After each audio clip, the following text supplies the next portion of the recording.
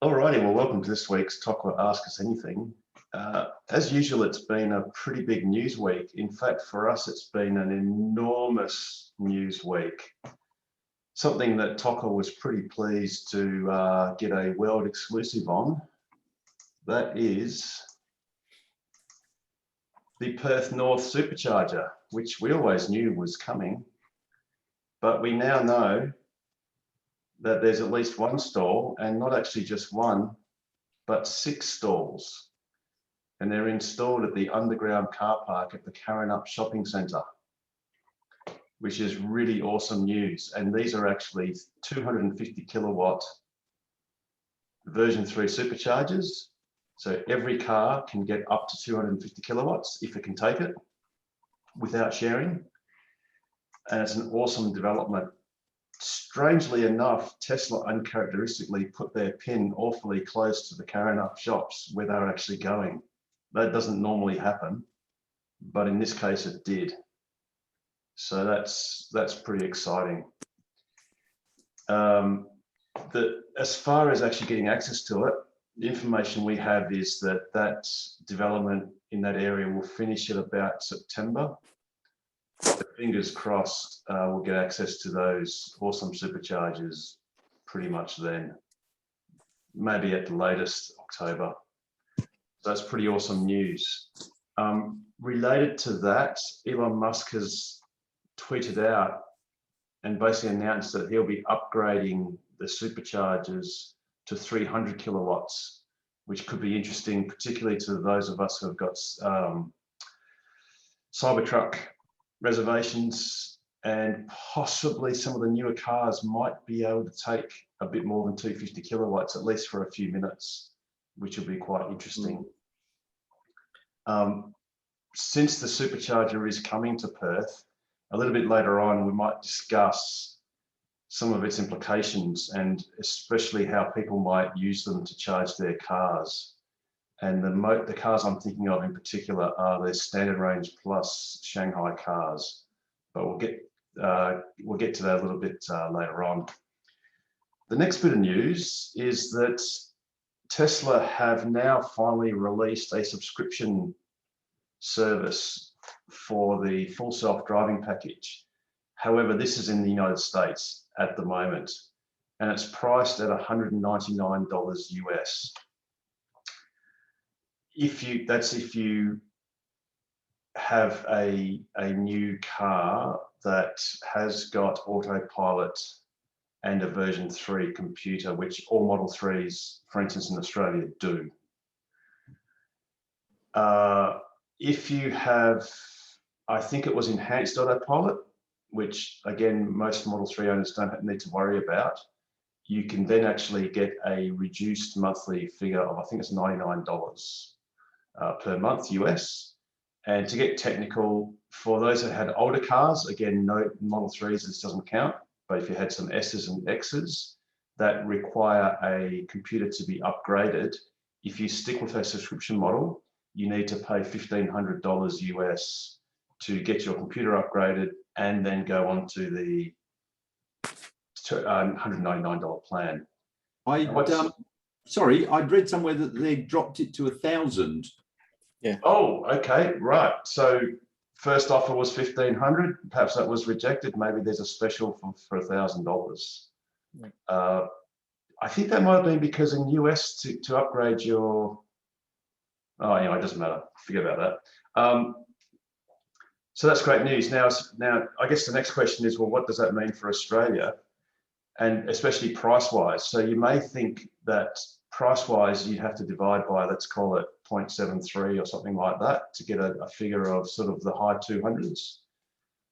But uncharacteristically, our full self-drive subscription costs $10,100 in Australian dollars, but it costs $10,000 in US dollars.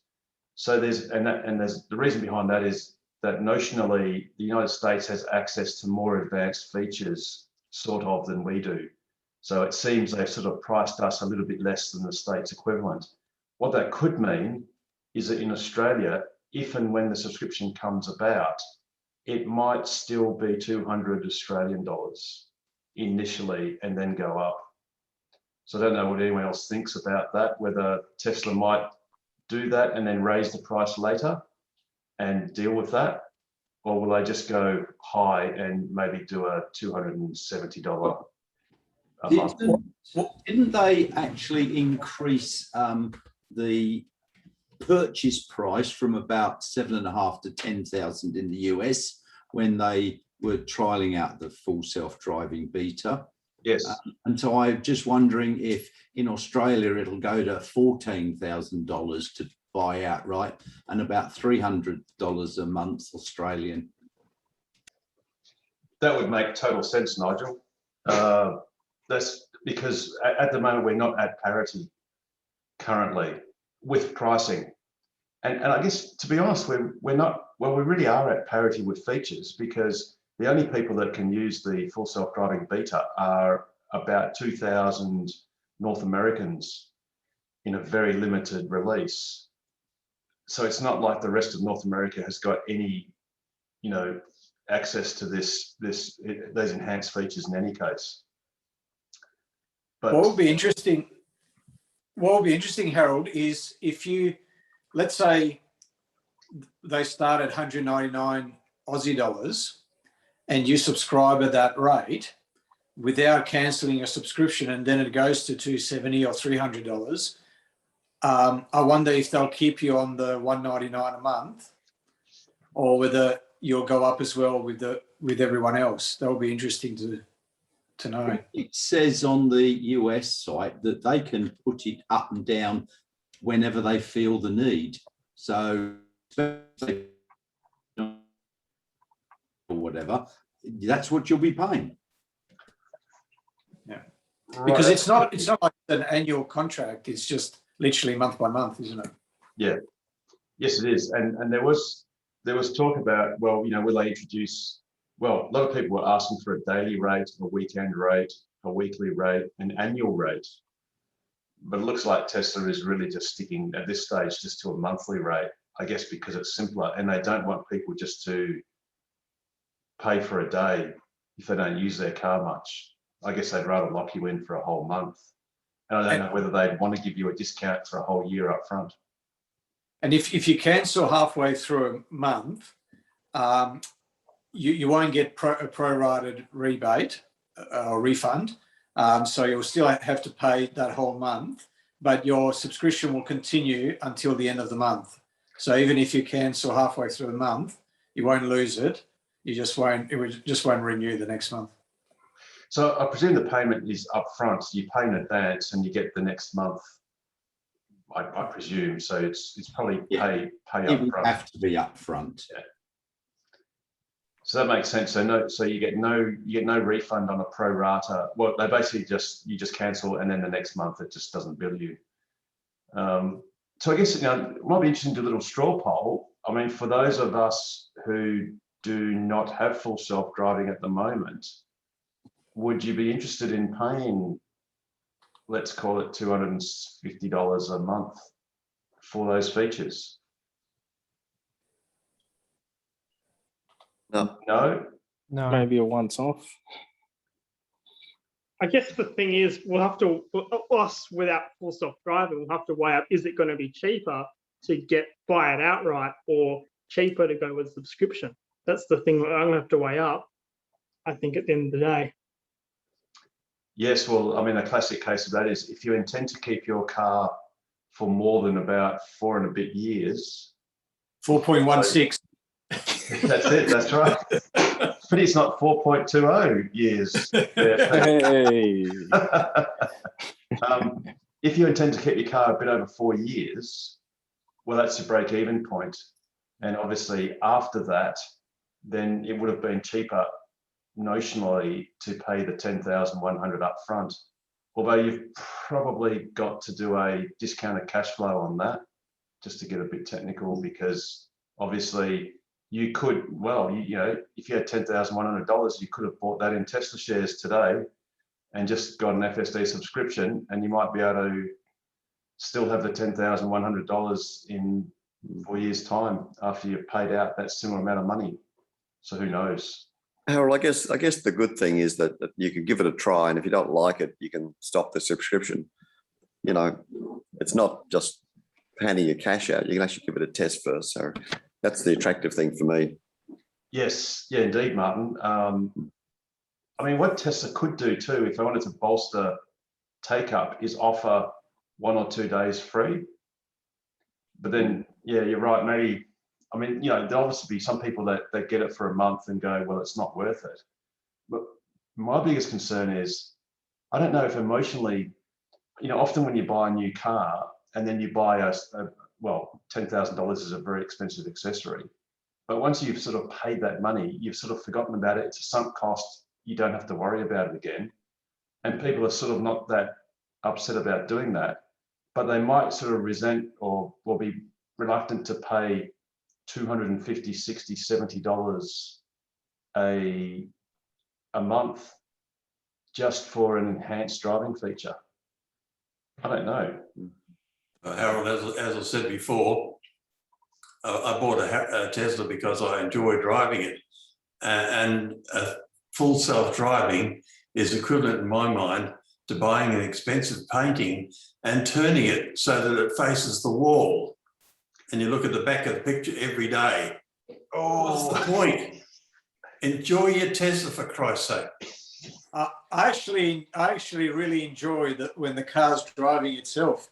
It's and that's coming from a driver's perspective, because I enjoy driving as well. But I love driving on windy roads, you know, on open roads. But you know, in stop and start traffic, or you know, if you've got the kids screaming in the back, what the only danger that I see with this is, let's say someone gets the 1 month subscription, and let's say they have it for a month, and then they don't do anything, they don't renew it, and maybe they try it again in 6 months' time, and then they have, let's say, the 12-month break, and then they try it again, and maybe in their mind they're thinking, well, I had it for 2 months, it didn't put a foot wrong for 2 months. If anything, in the last 12 months, it's much more advanced now.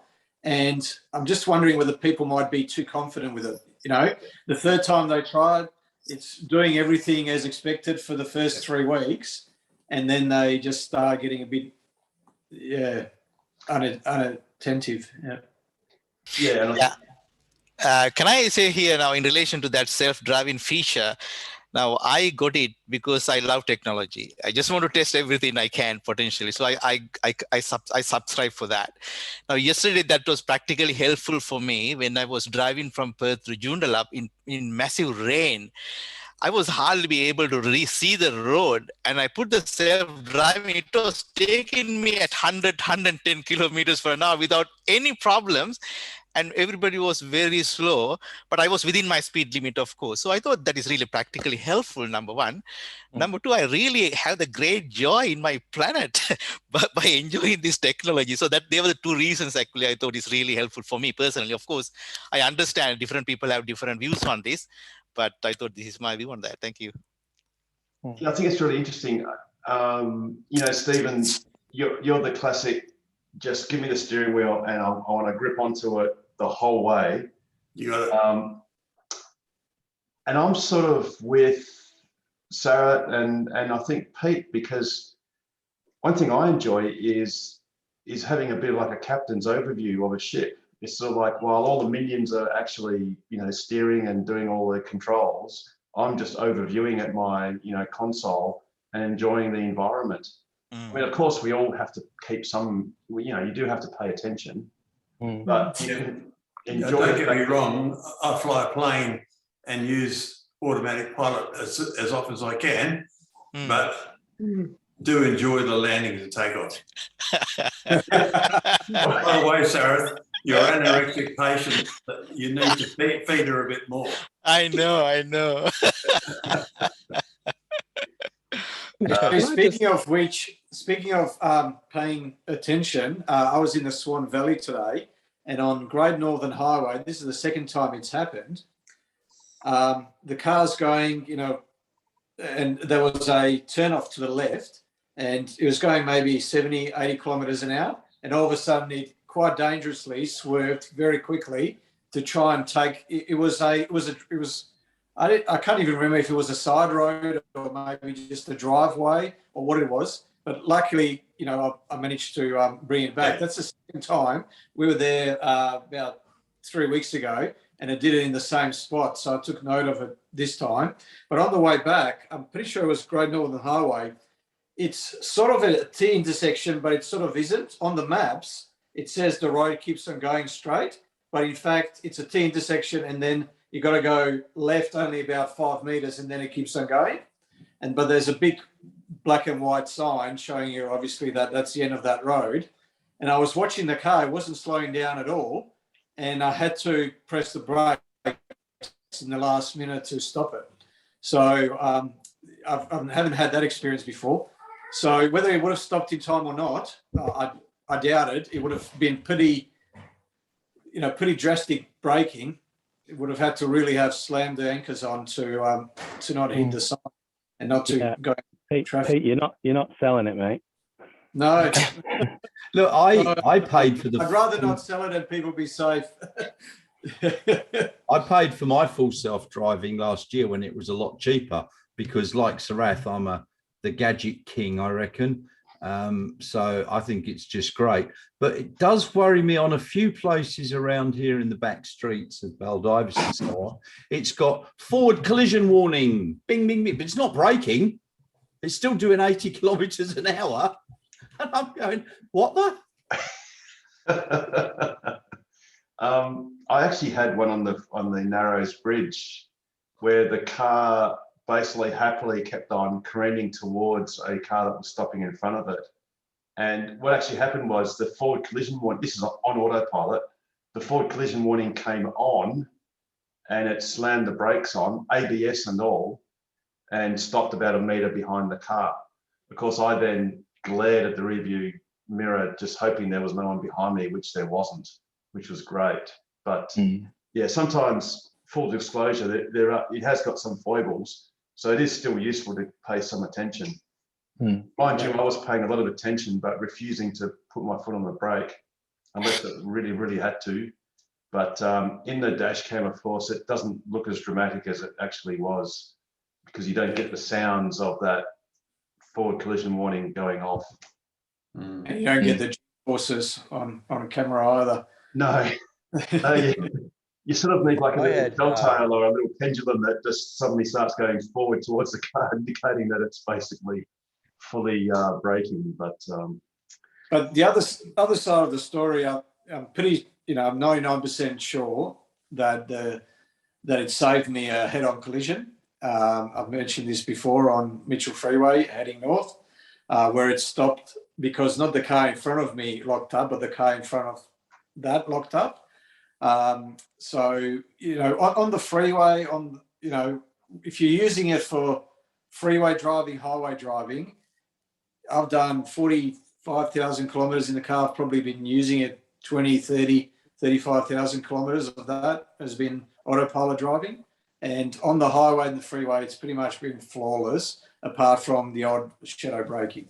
So, but yeah, it's in the country roads and the city driving where it makes mistakes every now and then. Does the self-driving preempt corners? Obviously, I haven't got it, but so I find with the lane keeping, there's a road very near me. It's an 80k road. It's two lanes in each direction with a central barrier, but there's it's almost a zigzag bend in the middle of it. I've no idea why they built it like that, but whatever. But if you're driving along under your control, you do you go to the one side of the road or the line, then cut across and then back out again to smooth the corner, which makes going at 80 perfectly fine. But what I find is it drives along, keeping exactly between the white lines.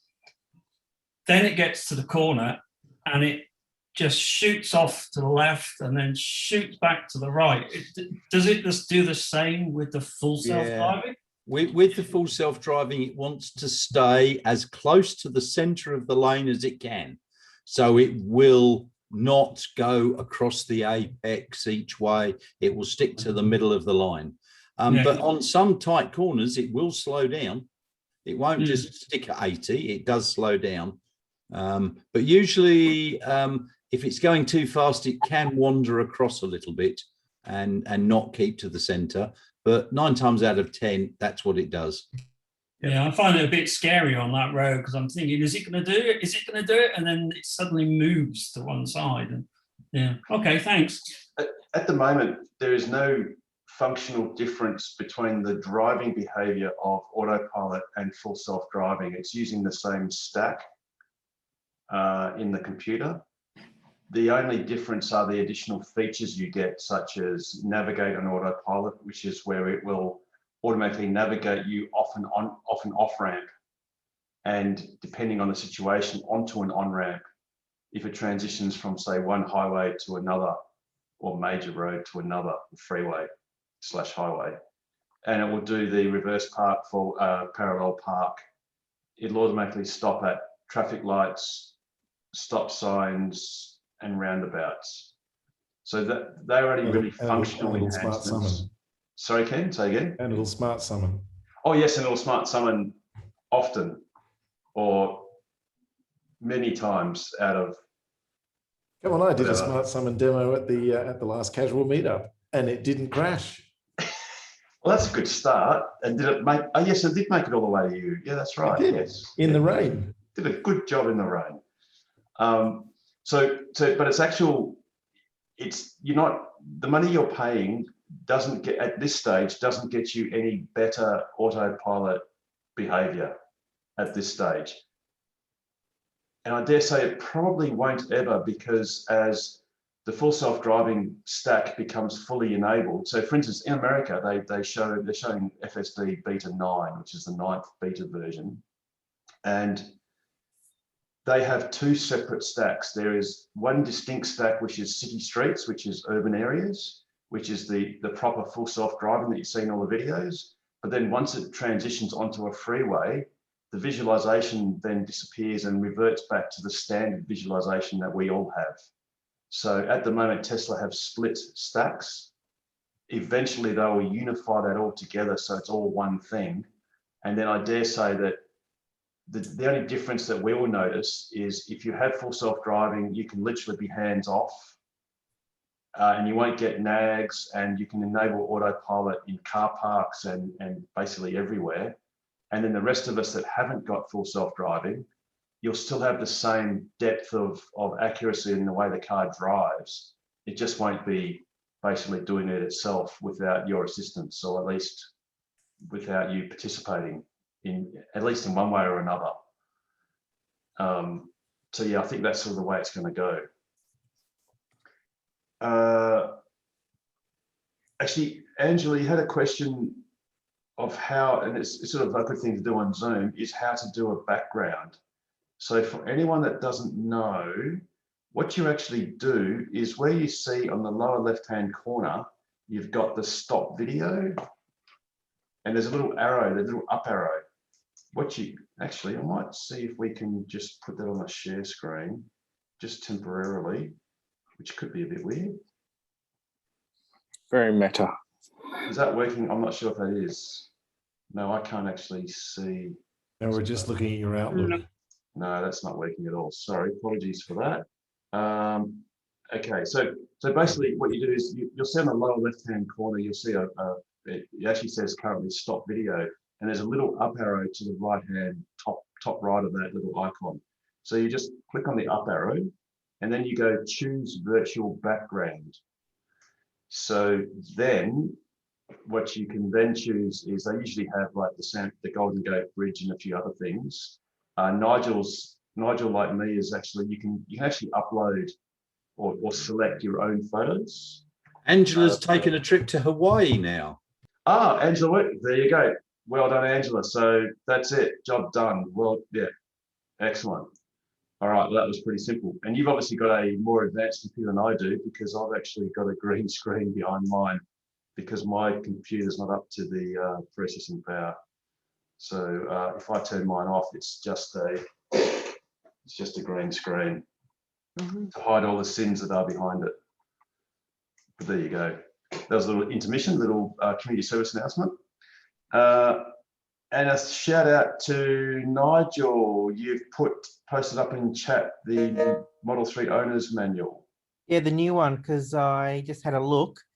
And until I think last week, it was still 20.48.4. Today it's 21.12.5, I think it is. However, that's not the version that's on my car. I still got the older version. Right, cool. So anyone can. Where did you get it from, incidentally? I actually went to my to the Tesla website, and in my I'm not on there right now.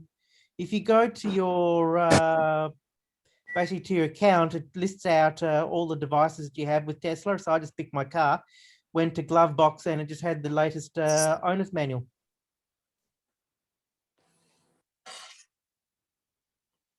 I wonder if I can do a share and show. Cool. Yes. So yeah, so you go to My Tesla account on the Tesla website with your credentials. So clearly Tesla are treating those as a live document, so they'll just update that periodically. Yeah.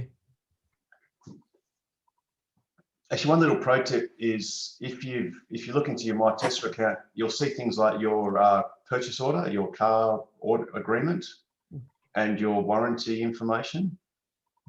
It's just a good idea just to download that and keep it on a folder somewhere, just in case it might change in the future.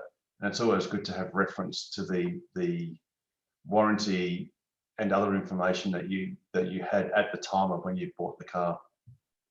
Because some of us have sort of gotten updated warranty documents and it's a bit confusing as to which one applies. So that's a good thing to do when you first get your car, is download your order agreement and your warranty agreement,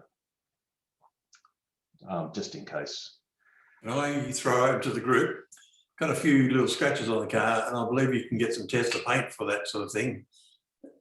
Went online today and it seems like the paint that's available is for US customers because it didn't have any shipping options to Australia. Has anyone bought paint before?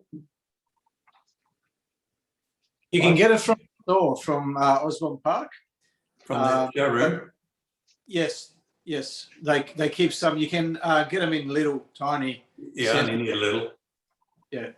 I actually spoke to someone who actually went to Tesla the other day for something else, but just mentioned the stone chip, and they actually filled it for free. Good. Good. So I don't recall who that gentleman was, but yes, he definitely had a very pleasant experience at the service centre.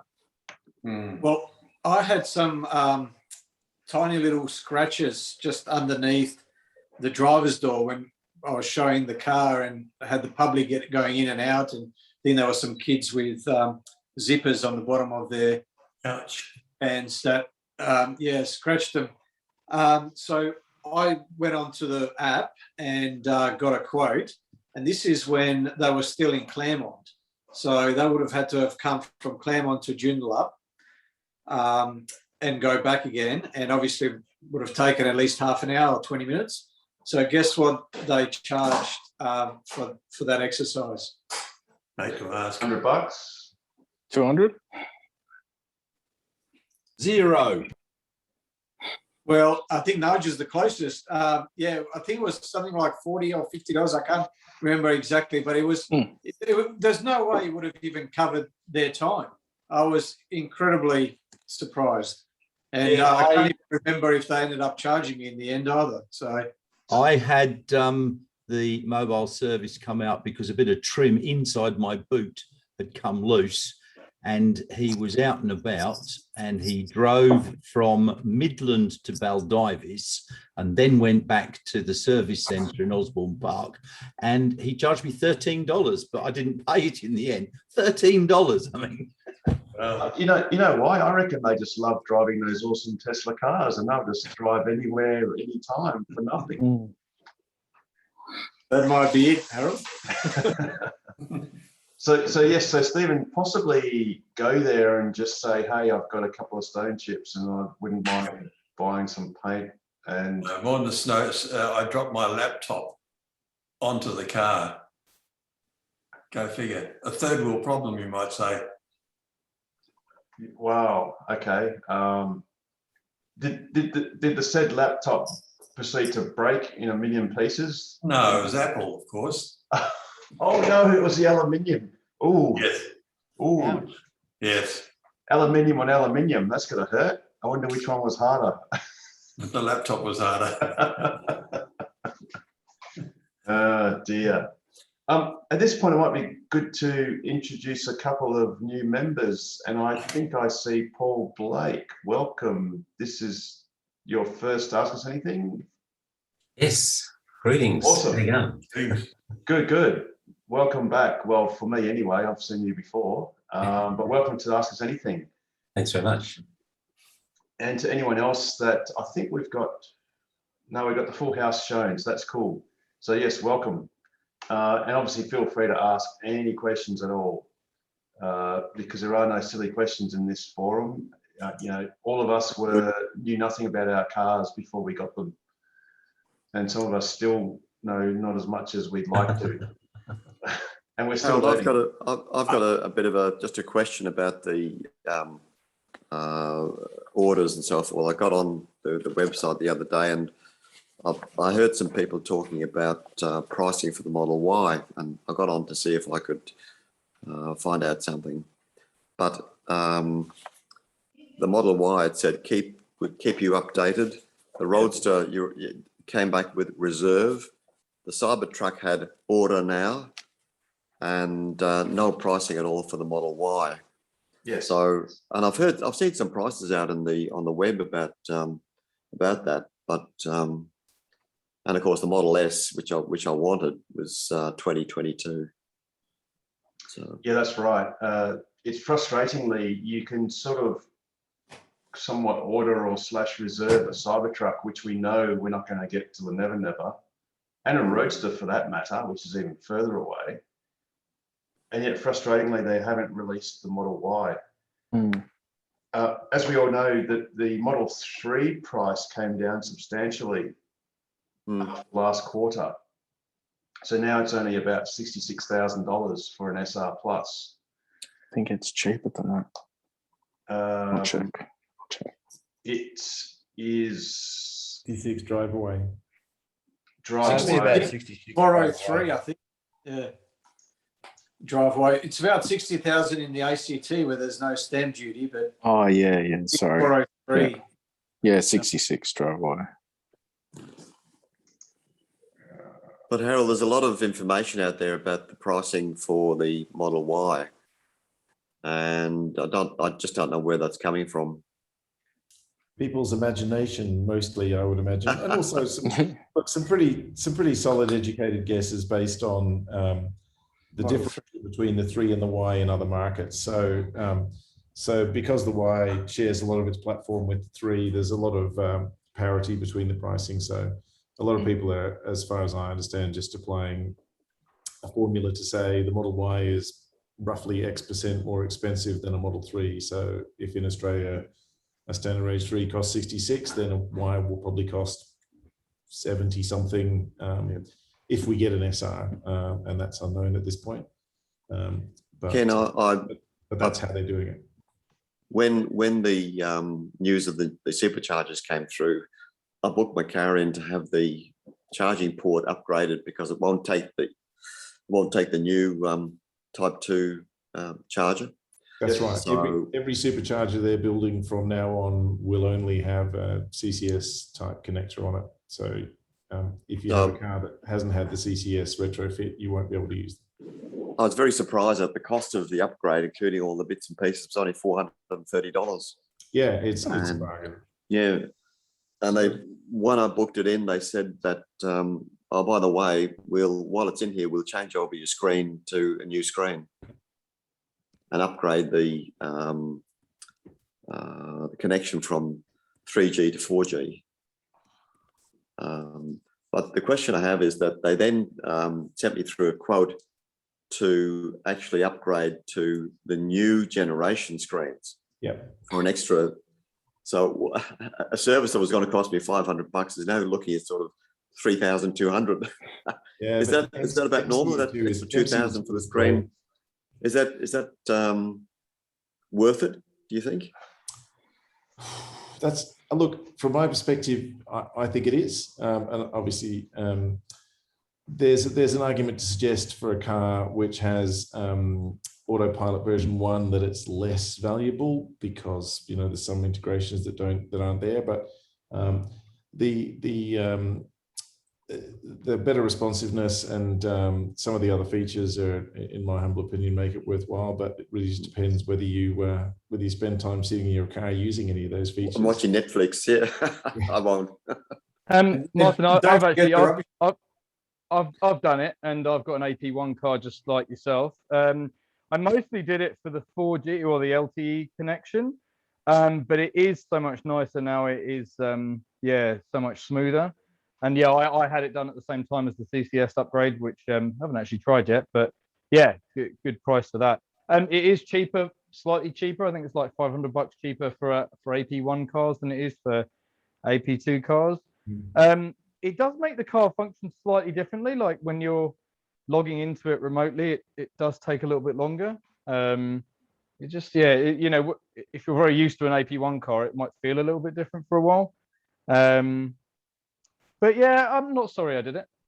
It's fun to play the game. Sometimes actually when it's nice to have the YouTube and Netflix native apps in there for the rare times that you do use it. So but yeah, no, I'm not sorry I did it.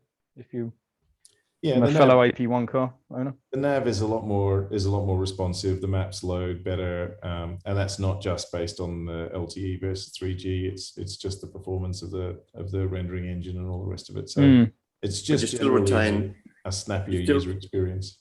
You still retain AP1, do you? Yeah. Right, because I found it fantastic. Yeah. At this point, I'd just like to welcome David. I saw you earlier today, David, so welcome to Ask Us Anything. Obviously, feel free to pipe up and ask us anything that you can possibly think of. I think when we were chatting, we were talking about charging adapters and other things.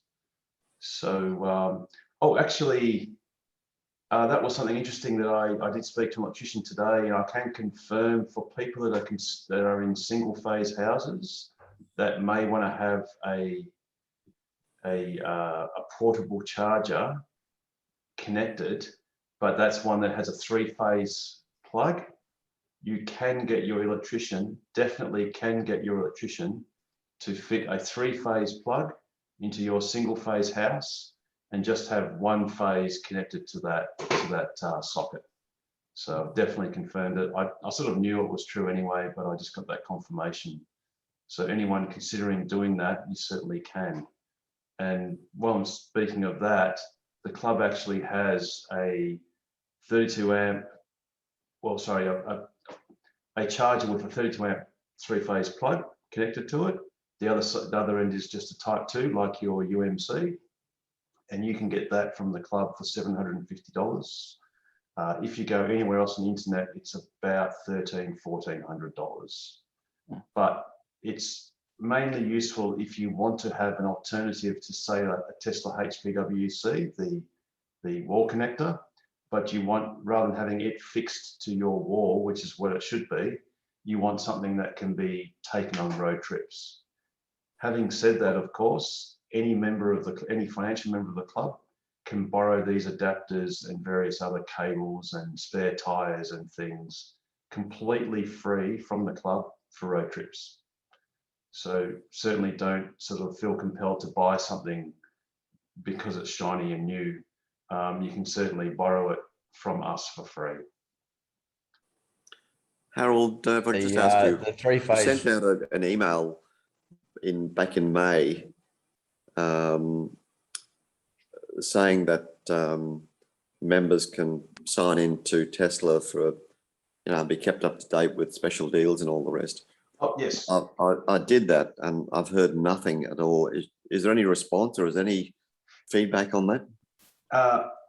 Yes and no. That those discount codes. So firstly, the discount code applies to the Tesla shop, but only to the apparel section, so the clothing section of the shop, of the online shop.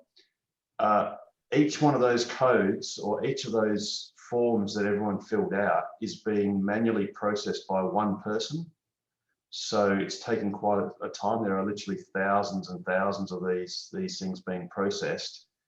The last we heard was they were going to be sent out in July. So I guess we're kind of running out of time for that to end, but it should be imminent for those that filled out the forms on that first run of emails, which was about, it was more than a month ago, I think. It must have been about 5-6 weeks ago. In May, What I've been doing is for the very newest members in sort of weekly batches or so, sending out the same email. So if you've only just done that the last week or so, or 2 or 3 weeks, it might be a little bit longer. The good thing is the discount code lasts until at least the end of the year. So there's no rush per se, but again, it's only on the apparel section. It's not, unfortunately, on things like spare tires or adapters or chargers or whatever, just apparel. But clearly, when they've processed it, you will each individually get emails directly from Tesla, and I presume the email will will directly describe how to use the discount code, and it is a once-off code. So if you want to buy some apparel, make sure you buy all the apparel you can think of in one hit, because the code only lasts once. Well, I thought it had something to do with any complaints or any issues with Tesla. It establishes the communication line. Actually, that is better. Well, it does sort of put you on Tesla's books. But a better system, which I will send an email out shortly, is actually, and you can actually do this right now. If you go engage.tesla,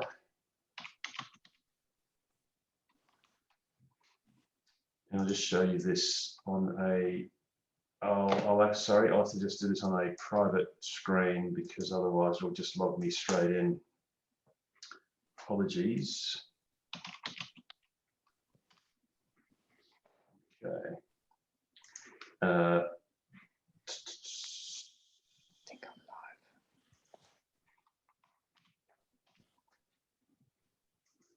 live. Okay. So where'd that go? Oh, sorry, for some reason it's not showing private tabs. Just speak amongst yourselves for a second. Has anyone else got a question of someone else that they could ask while I can just try and sort this out? Can I ask Yeah, I've got a question. Okay, way you go, Paul. Oh, thanks.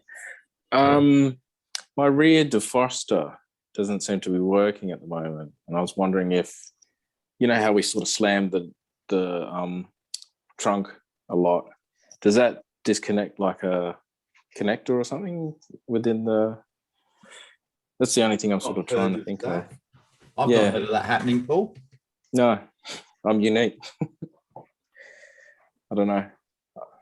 If anyone hasn't had that, then I'll just contact Tesla and get it done. Yeah, I think Yeah, that would be sounds like a service visit to me. Okay.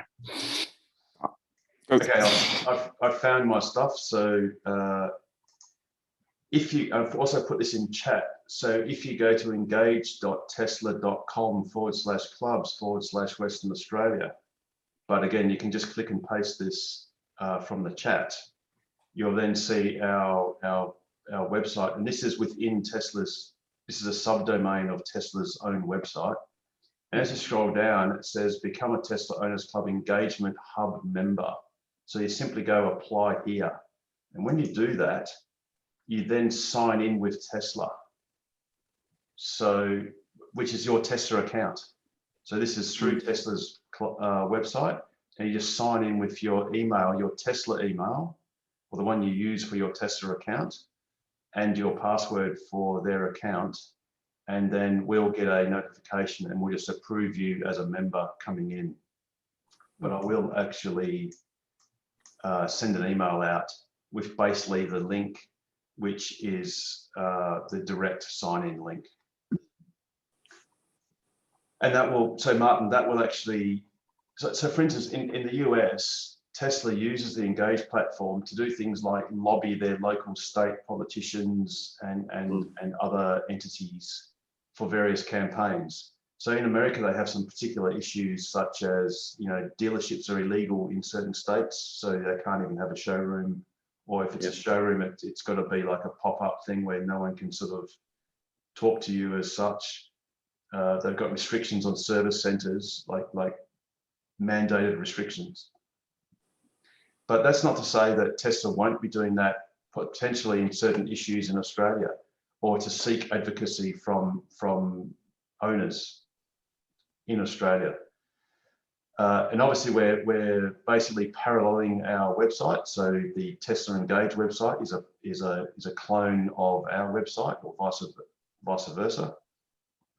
And depending on what we do, we may just keep that arrangement, or we may just completely change over to the Tesla Engage system. And I think perhaps later on, we may even move our membership so Tesla can actually handle the membership fees, and it all goes through the Tesla account, which would be pretty handy. Harold, I just clicked on that link and signed in, but it's now asking what organisation you represent and your job title. I didn't fill any of that in. Just my name and address. You don't have to fill it in. My name, I haven't actually done that. So is this after you signed into your My Tesla? Yes. Yeah, it says, welcome to Engage Tesla. Enter your information below to apply for access to Tesla owner Western Australia. And it's got my name already populated. It's asking organisation you represent and your job title. Well, you could just probably just leave it blank. It asked me for my name as well. But They auto-filled the name. Yeah, so you can probably just leave that blank. In fact, what I'll do is, if a couple of you actually do apply, then I should be able to see that. I clicked on submit, and it said it's going to be reviewed. Cool. Okay. Well, I'm just going to jump on live. Yeah, and then it sends you an email. Same here. Mine's on its way too, Harold. Awesome. Thanks, Joe. I'm just going to log in, and I'll probably be able to approve this live on TV. So that's going to be exciting. Oh yeah, I got the email. Cool. You'll actually get a confirmation email shortly. Are you doing Harold, or here we go. Rightio. Yes, I know you. Yes, I know you. Yes, I know you, and you, and you. So you're all approved. Congratulations. Good job. That came through quickly. Look at that. With a smile. That's right. That's right.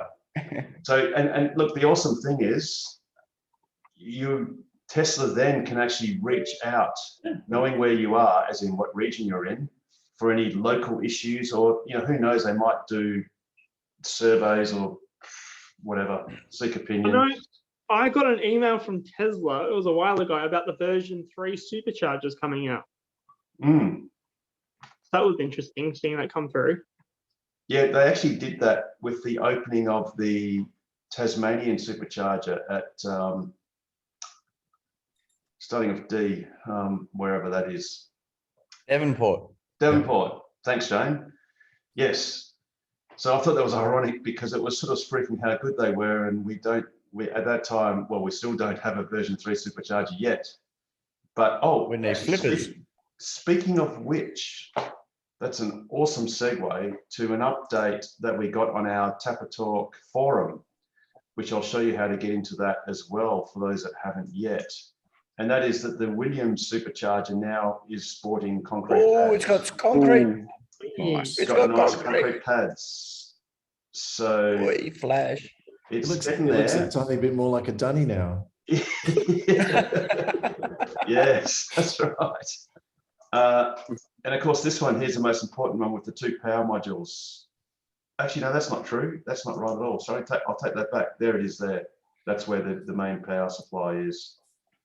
But yeah, that's pretty awesome. So shout out to Exodius, whatever. I don't know how you pronounce that. But yeah, thank you for doing that. When's it supposed to be getting commissioned, Harold? Well, last we heard someone who was on a couple of sessions ago. I don't know if it was that Angela or was that it was one of the other ladies said that she was told by the manager at the Woolshed that I think Western Power are coming on the 28th of July. So I guess that's next week to do their thing. And then that Tesla would be coming in August. So potentially that might be up and running in August. Nice. So it's a shame in one sense that these works at Williams aren't ready now, because clearly the Supercharger team are in Perth doing the Karrinyup shopping centre install, literally as we speak, or they've probably by now finished it. Yeah, but Karrinyup and Williams are both scheduled for Q3 opening, so you know that means real soon now. Yes. So maybe they'll do Karrinyup and then go for a drive down south. But which year is it? Yes. Nigel, just don't go there. Might actually have a supercharger network. Hey guys, where the charger? Does 2 make a network? I'm not sure it does. So go, Pete. 1 does not make a network. Go, Pete. Where the charger is in Karrinyup in that underground car park, is that going to be open or as part of the? Yes, 24/7. Yes, it's under the cinema. No, sorry. I meant, is that already open now, or is that still part of the renovations? No, it's actually, no. That's why it was difficult to get photos of it. And you can't drive around there, because I had driven around several times to Karrinyup over weeks and weeks and sort of seen nothing, because their redevelopment is in several stages. But there's the one last stage, which is on the southwest side, the southwest side. Yes, yeah. And that's underneath the cinemas. So unfortunately, those superchargers won't be accessible until they've probably cleared the entire site, because on that corner, they're also using the land adjacent to the underground car park as like a site yard to storage and all that sort of stuff. Yeah, that was my point, that in the car park being open to the public might be the delay for that supercharger being accessible. Yes. Yeah, and I believe it's either going to be September or it might dribble into October. Yeah. But that's not because Tesla aren't finished. It's simply that you've got to open up access. Having said that, I can't quite remember. I'm not sure if there's a link between that car park and the other underground car parks. So it's possible you might be able to get to it before everything else is finished by going through one of the other car parks that goes through. Possibly. I'm just not exactly sure. Yeah. But either way, what's going to be awesome is that Eaton will finally, once and for all, give up its most isolated supercharger in the world status. Yeah. Which, for those that are fairly new to this Ask Us Anything, it always had, or it had for quite a while. Then it lost it for a short period to a supercharger in Kazakhstan. But that was until Kazakhstan got 2 supercharger sites, and Eaton regained its crown as the world's loneliest supercharger. Yeah. But now it's going to have 2 friends. which is awesome. Hey, Harold, I've got a question. So a quick question and then one about the Model Y. So I was getting my tyres, putting on 2 new tyres today, and I was talking to the owner about, I suggested that might be a good idea if they buy some pucks, because just in case a Tesla owner forgets to bring theirs. Now, he got back to, so I told him where to go, etc. And then he came back to me and said, I can't see it on the shop side at all. And I looked even on the American side, because I got the original, the genuine Tesla ones. And I just said, look, there's so many third-party ones. You'll have plenty to choose from. But he obviously wanted the genuine ones just for, insurance or, liability purposes. And, it didn't come up on the US side or the Australian side. So I was just wondering if that's been discontinued, or if just anyone had an insight into that, or what do you think the logic may be? Maybe the logic is there's so many third-party ones. What's the point of having genuine ones? I don't know. How much were they, Pete? I have no idea. They weren't that expensive, $80 or something. Yeah. Peter, I saw them on the website about an hour ago. Really? On the Australian website. I was there not even 3 hours ago, and I couldn't find it. So maybe I was under the shop. I just went under Model 3 accessories.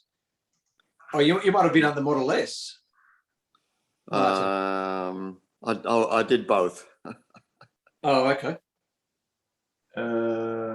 Wheels and tires, that would be an accessory. No, it's not Model S, Martin. It's not there.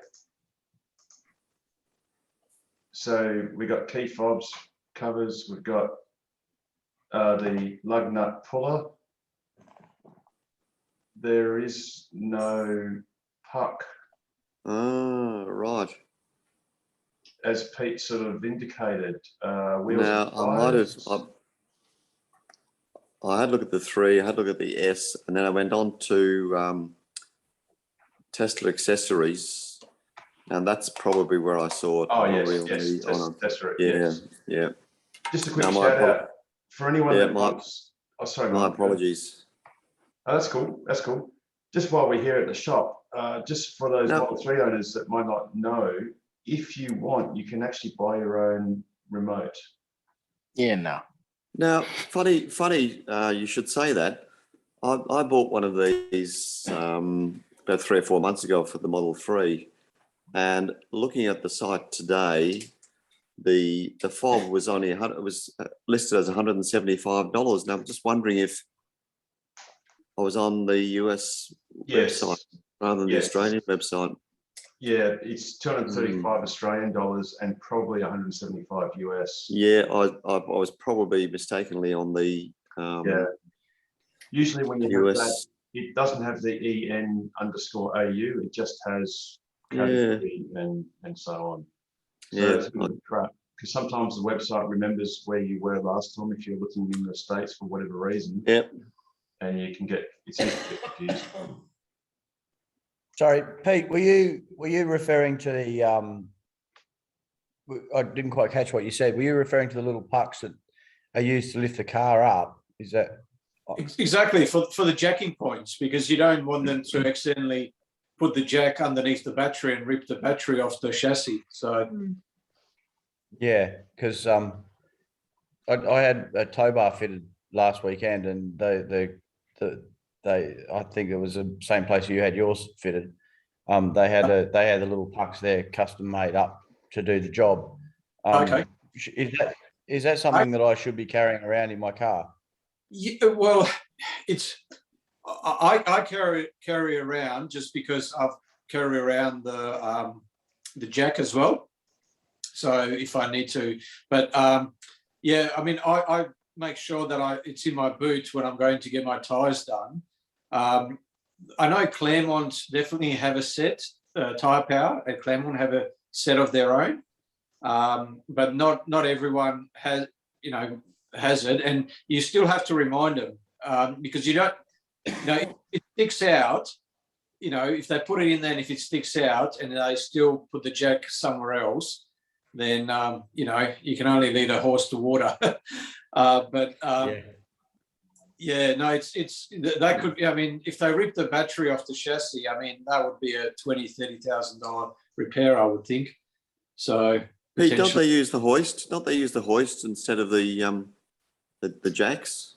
So Claremont used the jack, and the ones that did it today, they used the hoist. So, yeah. Yeah, but even the guys that fitted the tow bar, they used a hoist, but they still sat the lift points on the hoist underneath the pucks, which sort of made sense. But I'd completely forgotten. I'd heard about these puck things, and then when I got there, I went, oh yeah, that's right. You can't just whack the jack under a lift point. You need these things.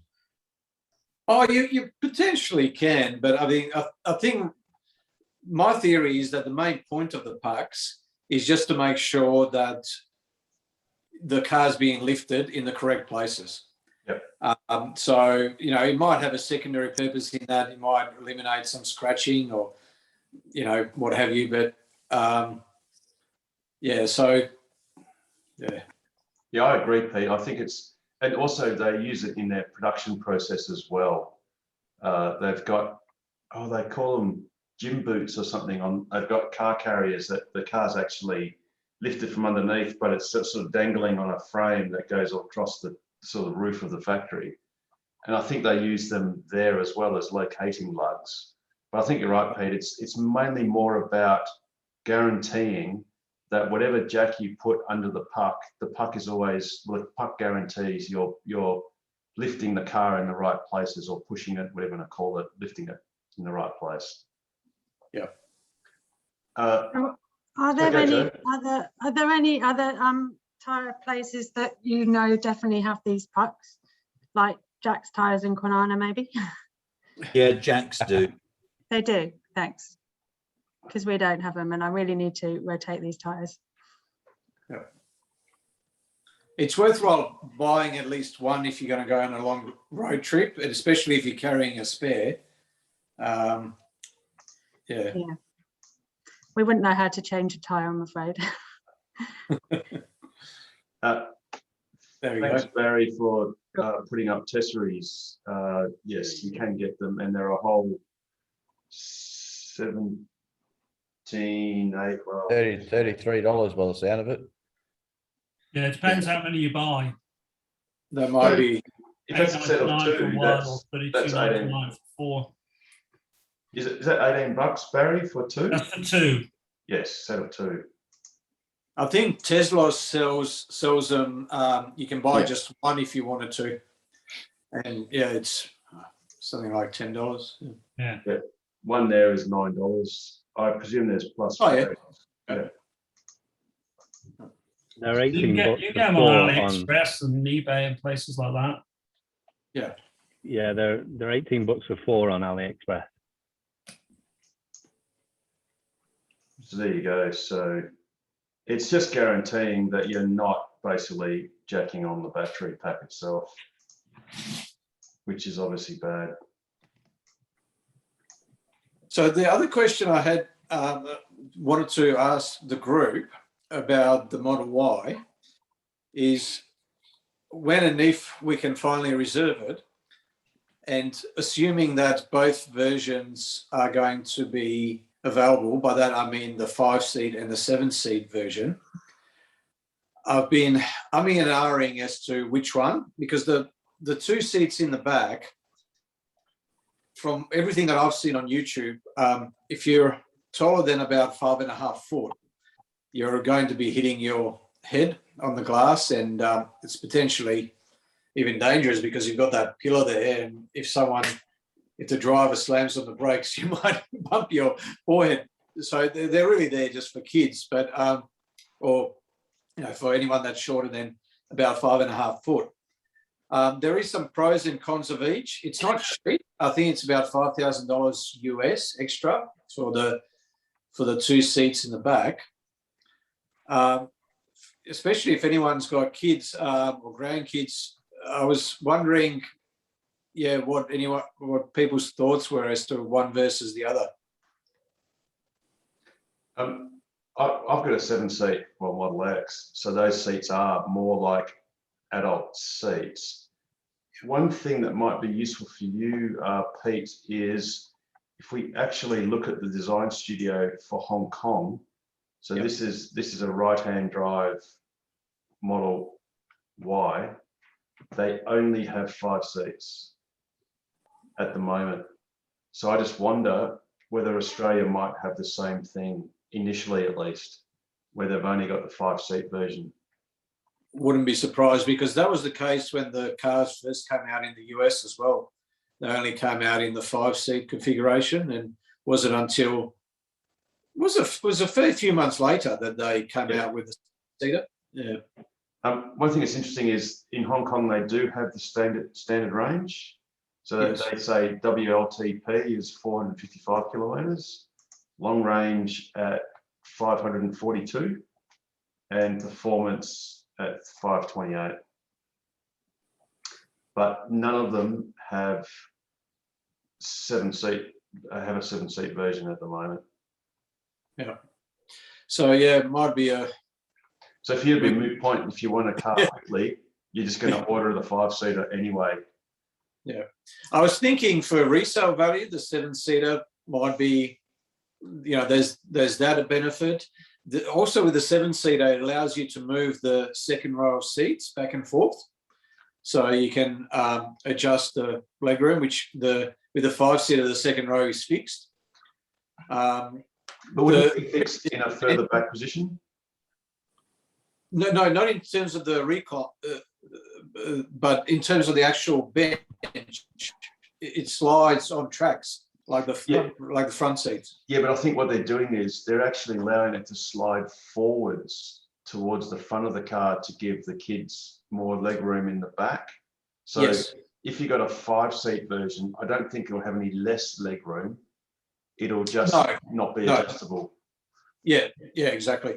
But yeah, it could be handy to have it adjustable, even in the 5-seat version. If you've got young kids and they don't need that much leg room anyway, and you're going on a long trip, you might want the extra room in the boot. So, but there is a disadvantage with the 7-seat also, in that you lose a little bit of sub-trunk space. So the 5-seater's got 2 lots. I mean, the second one, the one that's closer to the front, is tiny, and it's fairly shallow. I think it's only about, 3 inches or so, 3-4 inches. But yeah, it might just be handy for a something that you don't access that often. But also, you get slightly more cubic meters, I suppose, storage area, because the whole floor is a little bit lower. You can actually rotate the cover on that sub-trunk in the 7-seat version,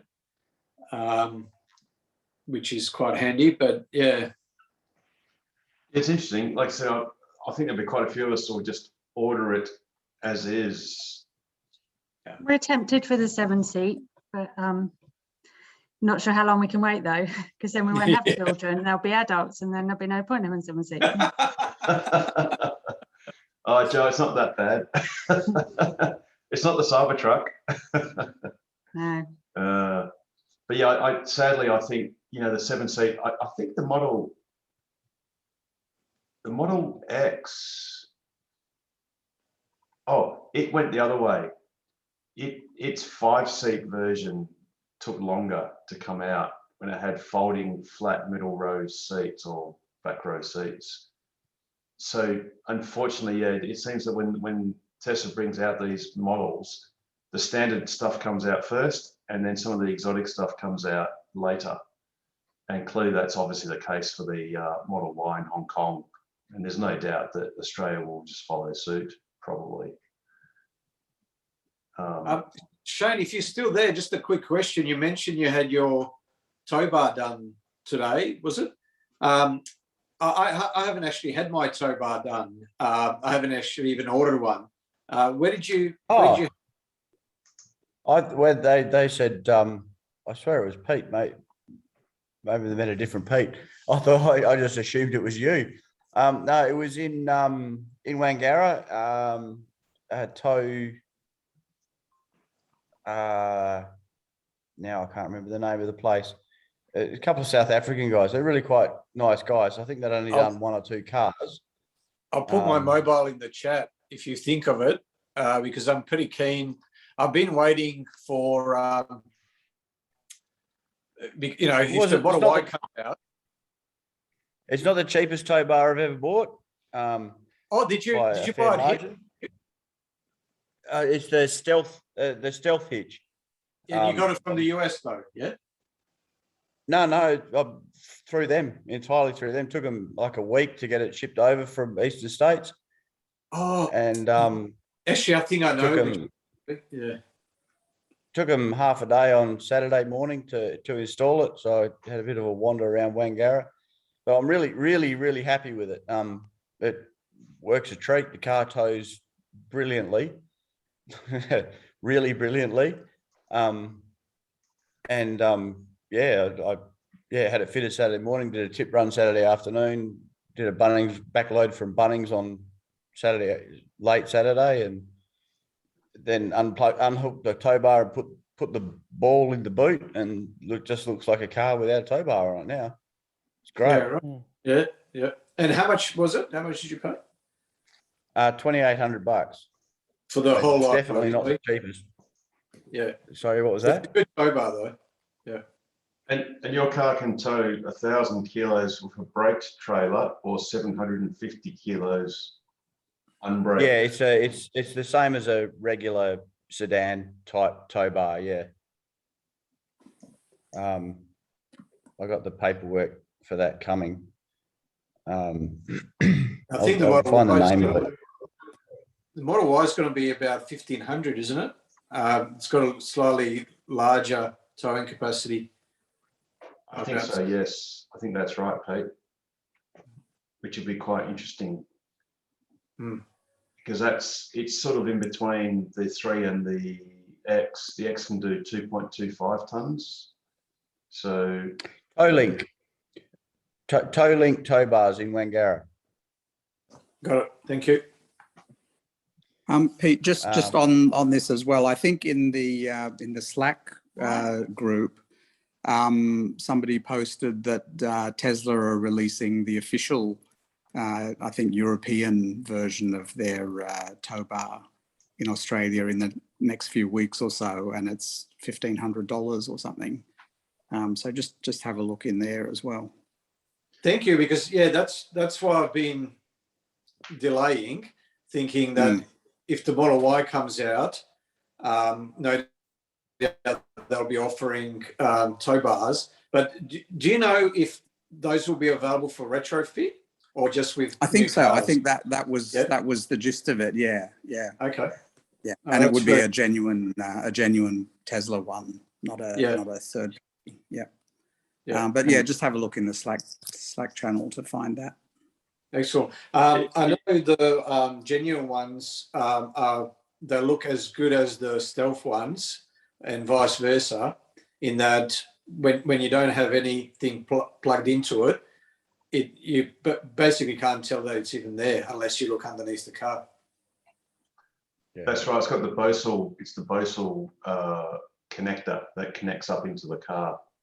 Unfortunately, they only have it in the ball configuration and not the 2-inch receiver. The one I got's got both. There's 2 different things that you can plug in, either the square jobby for taking your bike rack or whatever, or your regular ball. Yeah, unfortunately, to get the one that's got the square receiver, you've actually got to go to the States or know someone in the States and basically buy it on your Tesla account and get it shipped to a relative or something like that in the States, because it's not. You mean a genuine Tesla, for Australia? You must mean the genuine Tesla one, yeah? Because I've got both for mine. Oh, sorry, the genuine Tesla one. So Pete's looking at getting a genuine one for the Model Y. That will come with the ball. It's a cast sort of bent arm that's got a ball on top. But if you want the actual square 2-inch receiver or 50mm hitch, you got to get that from the States, unfortunately. Because Tesla haven't yet homologated or done the paperwork to homologate the 2-inch receiver. Yeah. I've got a question about the auto braking stuff, if you're up for it. I had a couple of incidents over the last, well, I've had the car a month, so over the past couple of weeks, there's a couple of things I've noticed. The other day, I was driving down the road and a roo jumped out off the side of the road. I saw it and slowed down, and I swear that the car actually started braking harder than I was. Like, you know, I was braking, the roo was sort of on the road. I was slowing down, it hopped off the road, and I went, oh, well, no worries, and started to back off the brakes. But I swear the car kept braking, even though it wasn't in auto, like the auto pilot. Were you on TAC? Were you on cruise control? No. Because I obviously wasn't after I'd hit the brake either. So you know. Yeah, of course. What it might have been is the automatic emergency braking. Although I'm not familiar with Model 3 with the central screen, but for instance, on the Model X, I've got a separate screen, and it will actually show a little indication that says automatic emergency braking activated. So I'm not sure. It may have, but I was watching the roo. Yes, indeed. Yes. So it's entirely plausible that the car did see it and did apply the brakes in an emergency braking situation. Yeah, I've not seen any sign on the screen in emergency braking. The only thing I've ever seen is the forward collision warning, beep, beep, beep, beep, but it doesn't do anything. So I don't understand that. But it does slam on the anchors on its own, but I've not seen anything appear on the screen except the warning. So the other thing the car will do too is, and I think some modern cars do this, often if you apply the brakes very quickly, it will actually help the pedal go deeper, because a lot of longer term drivers are used to the thing of getting weight transfer to the front. So you've sort of been trained to not brake too hard and then sort of brake harder later on. But when the car detects that you've very quickly applied the brakes, it infers that that's an emergency situation, and it actually enhances the brake pedal to brake a bit harder. But I think, Shane, what you might have experienced was that the car, having seen the roo, it might not have known it as a roo. It might have inferred it to be a gazelle or a deer or something, but an object nonetheless, or a threat, and applied the brakes after you've sort of pulled yours off. It was sort of as the roo was leaving, you know how they sort of come on and you see them and you go, oh, and you hit the anchors and then they jump off and you sort of back off and sort of wait for his friend. But it was sort of as I was backing off and waiting for his friend that the car sort of I swear the car kept braking. Yep.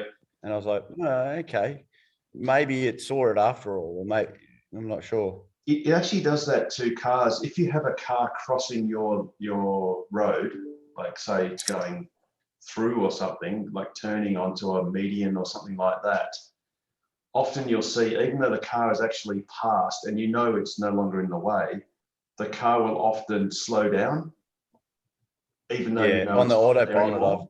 So you have to guard. I've seen that on autopilot. It definitely does that. Yeah. So you have to, and I'm not sure if it does it on TAC I think it might do it on TAC as well. So traffic aware cruise control. Yeah, it does it on the cruise control. Yep. So that's where you have to sort of guard the accelerator, just so you can quickly respond to it and sort of push through it. Because as soon as you blip the accelerator, it'll stop braking. So yeah, I think, Shane, that's probably pretty good evidence that it did see the roo. Whether it was going to respond as quickly as, well, obviously not, because you responded first. No, I responded well before it did. Yeah. And it wasn't looking for the friend in the bush. So, but yeah. So that was the first one. The second one, The second one is, this one does pop up a message. It says it's applied corrective steering. Like so you're leaving the road and I apply corrective steering. I'd really like to turn that off. Because I had an incident the other day. Where I was driving along Stoneville Road, and it was wet, and there was a four-wheel drive with a horse float coming in the opposite direction. And Stoneville Road is one of these roads where it's been upgraded over the years, so it's got an extra 1.5 feet of road to one side, but that bit of road is a different color, and it happens to be white. So the car recognizes the start of the white as being the like a white line down the edge of the road, because there's no actual paint on the road. There's a white dash down the middle, and it recognizes that fine. But it recognizes the change between the dark and the light surface tarmac as being a white line. So as this horse float's coming towards me, I've drifted over onto the white bit, and the car's gone, I'm going to apply corrective steering, and it's actually steered me towards the horse float in the middle of the road. And I was like, yeah, that made me nervous. I don't want that.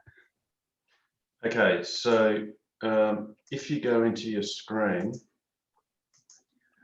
so you got your normal screen, and then you click onto the car menu and go into autopilot, and then scroll down. You've got the emergency lane departure thing. I like that. Is that the one that makes it do the equivalent of a rumble strip when you start drifting? Well, there's one warning. No, you see, you've got lane departure avoidance, which is off, warning, or assist, but you've also got emergency lane departure avoidance. So that might be the one you might want to turn off, because that's the one that will take corrective action. You see like a red sort of notification, at least that's what I see on my car. But yeah, it's like a little red pop up. Yeah. Yes, but the lane departure avoidance is really sort of like a passive autopilot, sort of. It when it's on assist, it will, you can actually just let it sort of drift off, and it will actually sort of pull back, and it sort of paints that line blue, sort of like 1/2 of a autopilot sort of lane. Right. But I think it's the emergency lane departure avoidance, which is the one that sometimes comes in and it might misinterpret it. And actually, it actually pulls quite actively, actually. It did. Yeah, it scared the crap out of me. Yes. So that's that one. So once again, you just go into, click the car menu, autopilot, scroll down a couple of bits, and then it's emergency. Okay, so the warning thing is the rumble strip type feeling on the steering wheel. Like the rumble, yes. I think it makes a little, yes. Because I quite like that. That's good. And the assist also helps passively, just to keep you in the lane. But I think it's the emergency lane departure. That's the one where it sort of takes control a bit more aggressively. Yeah. And if that's disturbing to you, then that's the one you could try and turn off. Yeah, all right, I'll give that a try. Thank you. Cool. Hey, Harold, can I just say that this PowerPoint that you did is absolutely brilliant. And I know the whole day, but it is so handy. Is that what? Have that on the screen. That's really awesome work. Yeah, thanks. It's actually, since we're sort of talking about that MCU, one great pro tip is when you've got your aircon on, a lot of times you might see the car, when you first get your car, it'll look like this with the aircon vents, and you can actually move this to the left or to the right or up and down.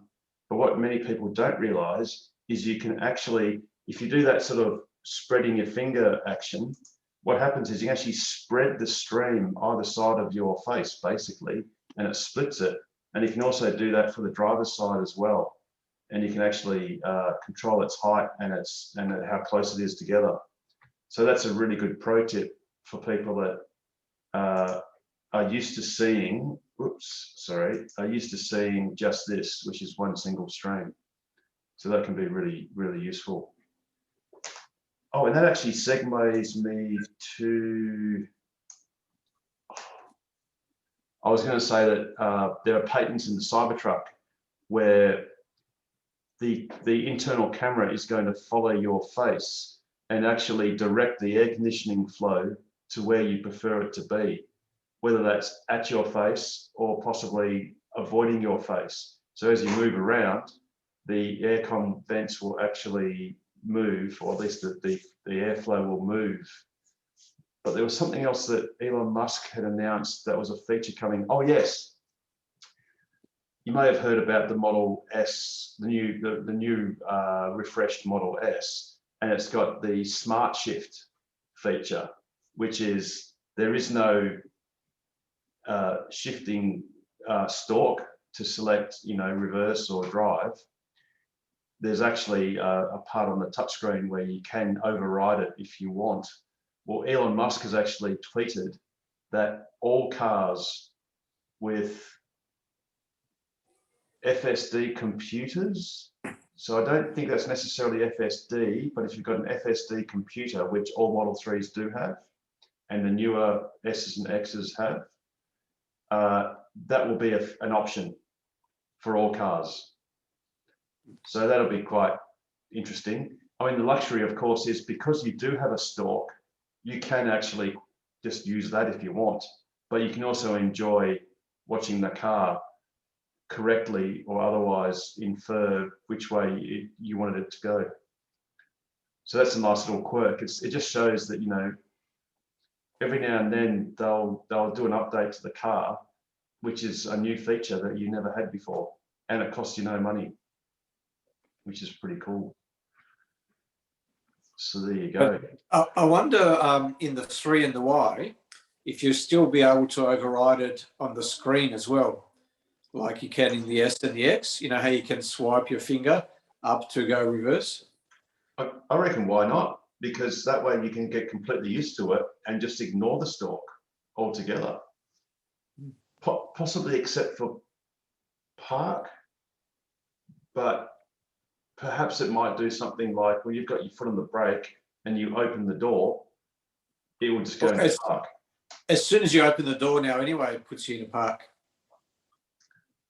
Actually, I did notice that. So I do dare say that when Tesla sometimes says when you get a software update, it has minor bug fixes and enhancements, that was one of the ones that they did. That was a long time ago. Months and months or years? 6 months. Oh, okay. I've opened the door and seen this message on the screen. Park brake applied for your safety, you idiot. Doesn't say that last bit, but it's insinuated. Cool. Yeah, Harold, remember when we did the testing with the reversing? Yes. It didn't quite work as good as it could have. No. I wonder if that's actually better now, Pete. We'd have to try that. Might be time for another test. Yep. I've got a quick daft question. How do I get high beam? It's yours. As you do with the car. So yeah, I just checked the manual. Left talk. I think Nigel put up earlier, and it says what I thought it would be, which is push the stalk forward. But it doesn't do anything. I think I know why you're asking that question. Because what you've probably got, if you go under lights, you've probably got headlights as set to auto headlights, the auto high beam. You've probably got that in yes, where Harold's got the cursor now. Yeah. So if you've got that enabled, and if there's a car coming your way, or if there's sometimes it gets mistaken by really bright speed signs or stop signs. But yeah, it won't let you put the high beams on. So, but if you turn that off, then you'll be able to put the high beams on and off manually at will. You can pull the stalk towards you to flash. Yeah, that works. And you push it away to turn on the high beam. But if you've got it, as Pete says, on auto, it will take a second or so just to analyze what's going on in front. And then if it thinks it's okay, it'll turn the high beam on. But obviously, if you've got cars coming towards you, it will go, no, I'm not going to, most of the time. Sometimes it's a little bit off. Or street signs, or cat's eyes, or other things. Oh, cool. Okay, I'll check. Bit later. Yeah, I've actually turned that off. It's one of the few features that I keep off because I just haven't found it reliable enough. And I'm really surprised that Tesla hasn't applied the AI to that as yet, as they've done with the windscreen wipers. So they were fairly ordinary, the auto wipers, when they first came out. But then they ran it through the AI engine. I think they called it Deep Rain or something. And it's much, much better. It's not perfect, but it's close to it. But the just want to say, AP1 is spot on. It's one of the things that works flawlessly and always has done. What's that? The wipers or the beats? No, the automatic high beam. I wonder if that's a mobile. No, it is. It's a mobile eye thing, and it's amazing. I always leave it on auto. It dips and re-puts whatever the word is, puts on the high beams like flawlessly. Richard, how do you find the speed sign recognition? Every once in a while, it confuses 80 with 30 and vice versa. But most of the time, 97, 98% of the time, I'd say it gets it pretty good. But it definitely also has its own maps, because sometimes it won't have seen a speed sign on a road. And if I actually don't know what the speed is, I'll put on cruise control, and then it will go to whatever it thinks the speed is, which is usually right. Yeah. But yeah, it's one of the few things that from Mobileye, from AP1 that has always been great. And actually AP1 autopilot is still brilliant for when both lanes for when you have solid whites on both sides. Yeah, it's brilliant. Cool. I have a question. Go, Jared. How did Nigel get out of overseas travel with his Brazil background going? He's in a foreign country at the moment, Nigel, is he? Are you talking about me? Yeah. What country are you in tonight, Nigel? That's Boca Chica, Texas. Thought so. Sorry, I wasn't quite sure what it was behind you. That here is the Elon's Starship thingy. Of course. So it looked like a giant penis. I wasn't quite sure. So it was just no, that's Blue Origin. Oh, there you go. Segue into it, Harold, because you haven't done any news yet. Yes. So since most people watching this video would already have clicked off by now, except for Damon, big shout out because you do half-hour slabs. Yes, Nigel, you were about to ask me about a certain Mr. Bezos, who went up and down in a rocket for about. He actually went higher than Richard Galactic did. He got over the 100 kilometers, whereas yes, he did. Richard didn't. Yes, he only got to about 80 kilometers, I think. Yes, so I saw it this morning, and it was 10.45 minutes. Flight from the whole lot, from start to stop. Yes, and I think they were weightless for 4 minutes. 4 or 5. Yeah. Tops. Yeah. And it cost a whole lot of money. 37 million, wasn't it? The young boy paid. Or his dad but paid he'll for it? earn that tomorrow. Yeah. But it's funny because he apparently is on the record of being the youngest inverted commas astronaut. Yes. And the lady, I forget her name now, that's bad of me to do that, but she was one of the was it Correct. Mercury 13 or Mercury or Gemini? I think it's Mercury something. There were a group of ladies that were going to become astronauts, but because of ridiculous political things at the time, prejudice at the time, that was never going to happen. But yeah, she was the oldest to go. Yeah, that was the oldest and the youngest. Youngest. And they already have 7 people that have booked to go. I think it's a few 100,000. Yeah. She's on the Datsun crew, I think. It wasn't the Gemini, it was the Datsun. It was pretty old. The first machines around. Yes, that's right. Exactly right. That's exactly right, Jared. I noticed that Richard Branson didn't have any older models on his flight. They were all very young model astronauts.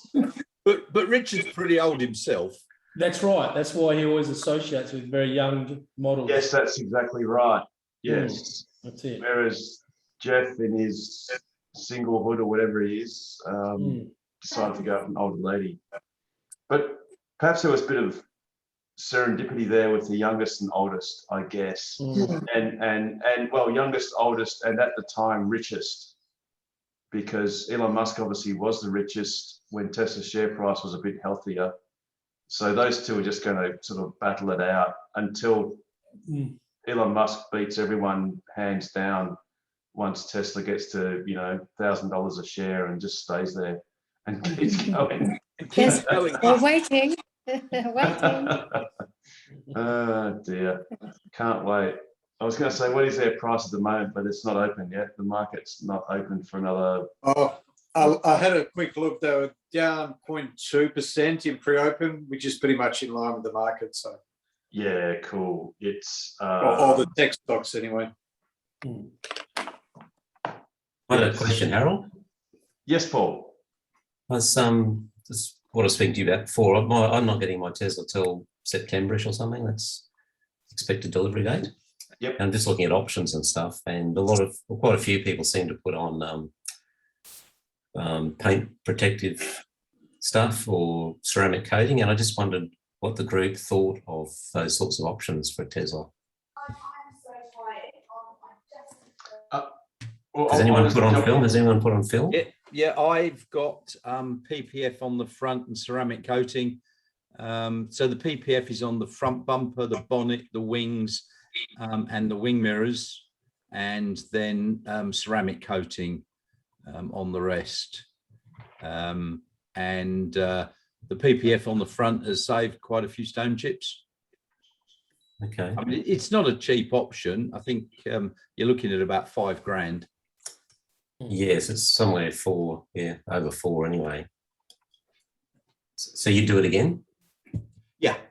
In fact, I'd probably even look at doing the whole car in the PPF. Okay. For what it's worth, my car's done 176,000 Ks and it's never had anything on it, not PPF or ceramic coating. Although I think actually the ceramic coating is really good because you can clean it so much easier. It's really like a very long-lasting wax. Yeah, I mean, where I've got the ceramic coating on, and I also, when I've cleaned it about once a month, I mean, I clean it a lot more often than that, every week at least, but I've got a special spray that's like a wipe-on, wipe-off coating, and it actually feels so smooth, and water just beads, and it's really easy to clean. I get 90% of the dirt off with just water hosing it. They say it only lasts 3 to 5 years, and then you have to ceramic coating. Yeah, they say 3 to 5. And they have to condition the paint every time they do it, so you're going to lose a bit of your paint every time they redo it. I don't know about that. I haven't had my car 3 years yet. 21 months. That's about it.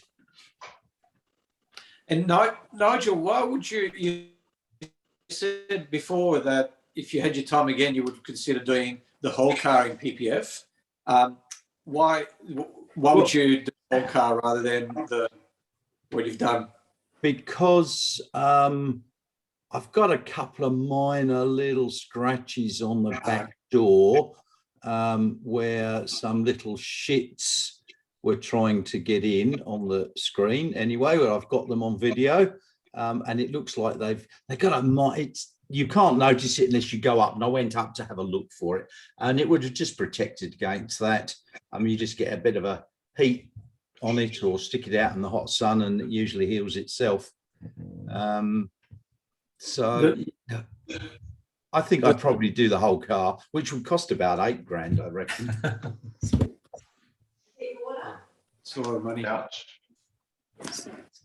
I guess one counterpoint is, look, if you haven't coated it, or even if you have or protected it, if you do get a stone chip, one great thing is because your bonnet and most, I think all the door skins actually on the Model 3s are aluminium, whatever you get won't get worse. So it won't corrode, it won't degrade, it'll just look the same as the day you got that stone chip. Well, you just go to the service centre and they'll patch it up for free. Well, they have, yes. Yes. Yeah, they certainly did for one gentleman, particularly if it's poverty pearl white, because that's really easy. And I dare say if it's pearl white, well, Nigel, with you said you had a couple of little scratches. I guess from any sort of reasonable distance, you just can't really see it, can you? Because it's white. No. Yeah. What colour, Paul? Sorry? What colour have you got there? Midnight silver, dark lady grey colour. Oh, yeah. Well, I had a BMW a few years ago, and every time I got it serviced, they used to just touch up a few stone chips, and it wasn't too bad. It was pretty hard to see.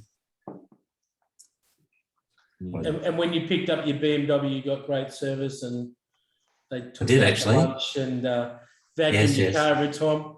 You pay for it. To a but new you get group good of service. automobile called Tesla, where it's a little bit different.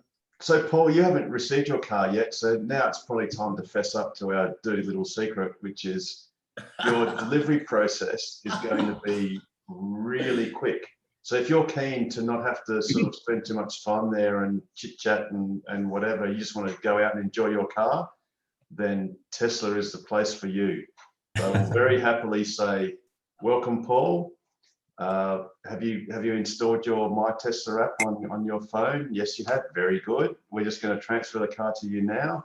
Here's your key cards. Do you have any other questions? And you'll dutifully say, not really. And then I go, awesome. So your car's right here. Enjoy. But yes, I mean, obviously, depending on when you get it. So you were saying in a couple of months, September? Well, they said September when I got it, but if you do a sample order now, they'll say 1 to 4 weeks.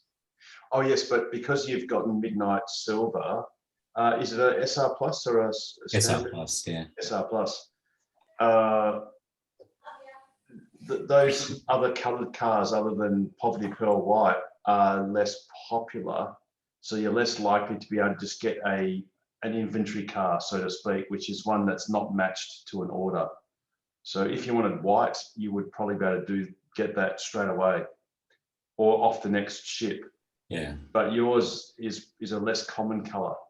So one thing is, if you go on YouTube and you watch the Jason Yang Shanghai Gigafactory drone videos, you can sort of tell when there are international shipping orders at Shanghai because they're all white cars.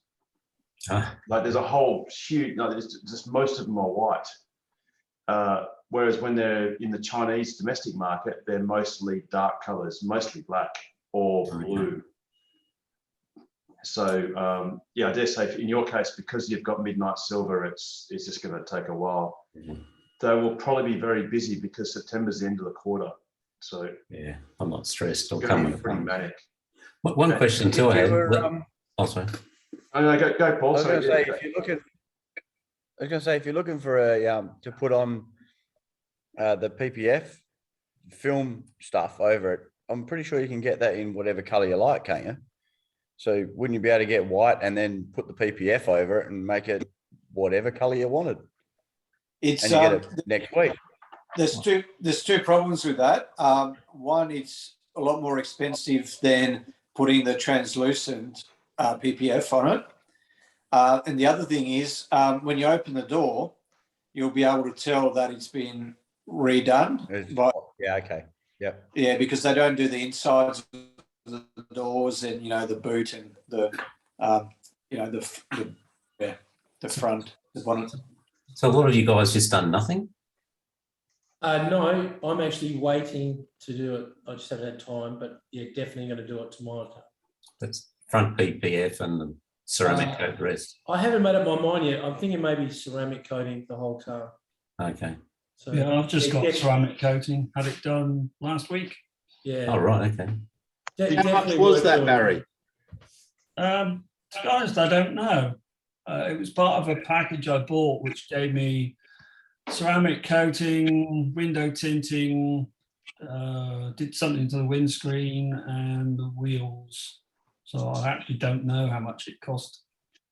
But I think it's about $600 to $800 for the ceramic coating. The PPF, if you want the coloured one, you can see what Pete was saying here with Damon's burnt orange model X, and you can just see here, oops, there you've got the white part. So this was a white car, well, it is a white car with burnt orange wrap on it. And a big shout out to you, Damon. Nice car, very burnt orange.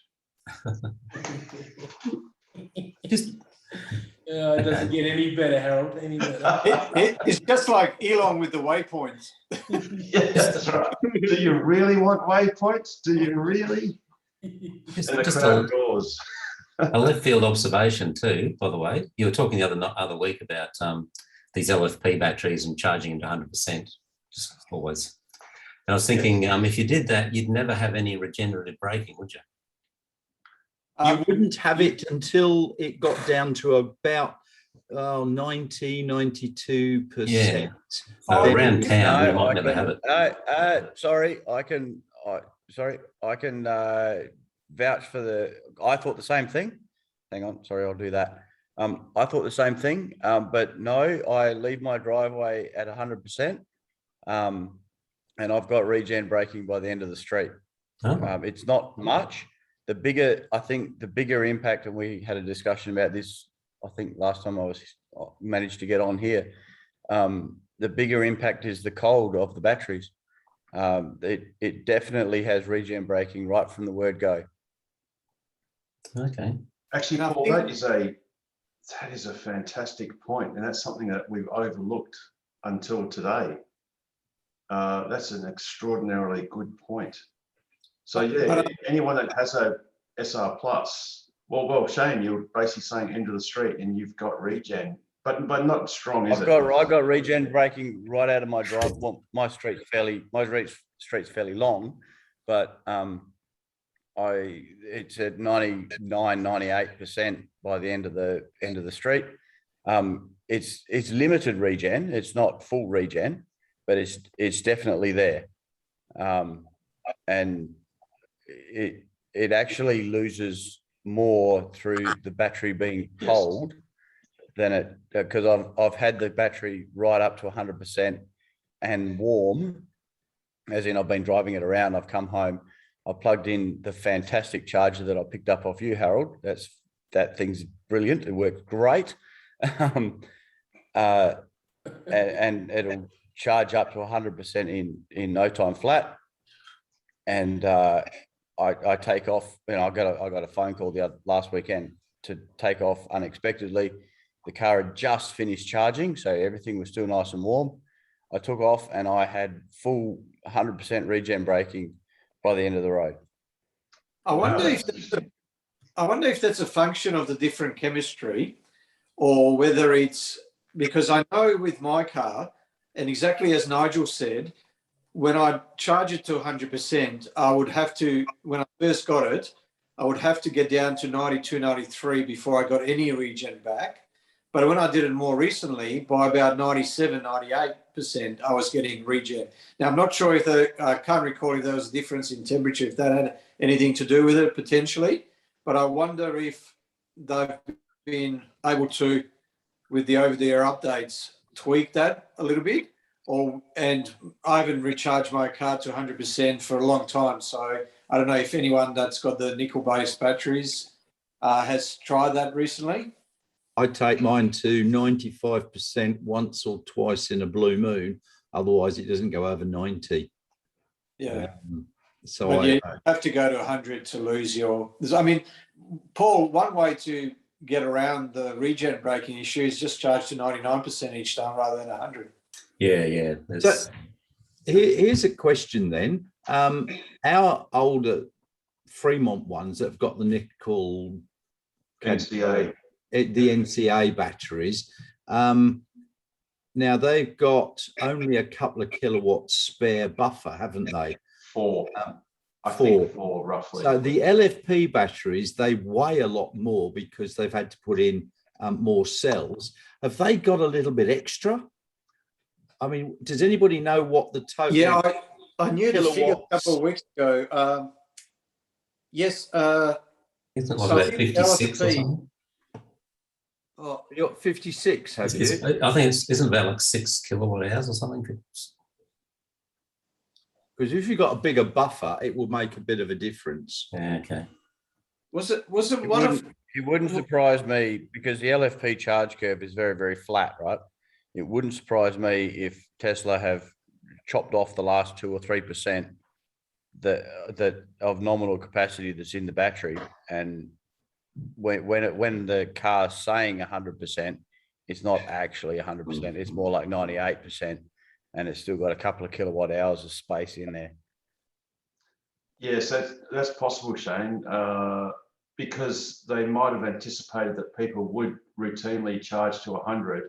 So to make the driving experience more natural, that's something that Porsche does with their Taycan. It seems that like they've got 200 kilowatts or so, no, 100 and something kilowatts of regen, even when the battery is notionally 100% full. But that's because they don't fully charge the battery. So you might be onto something there, Shane. Yeah, well,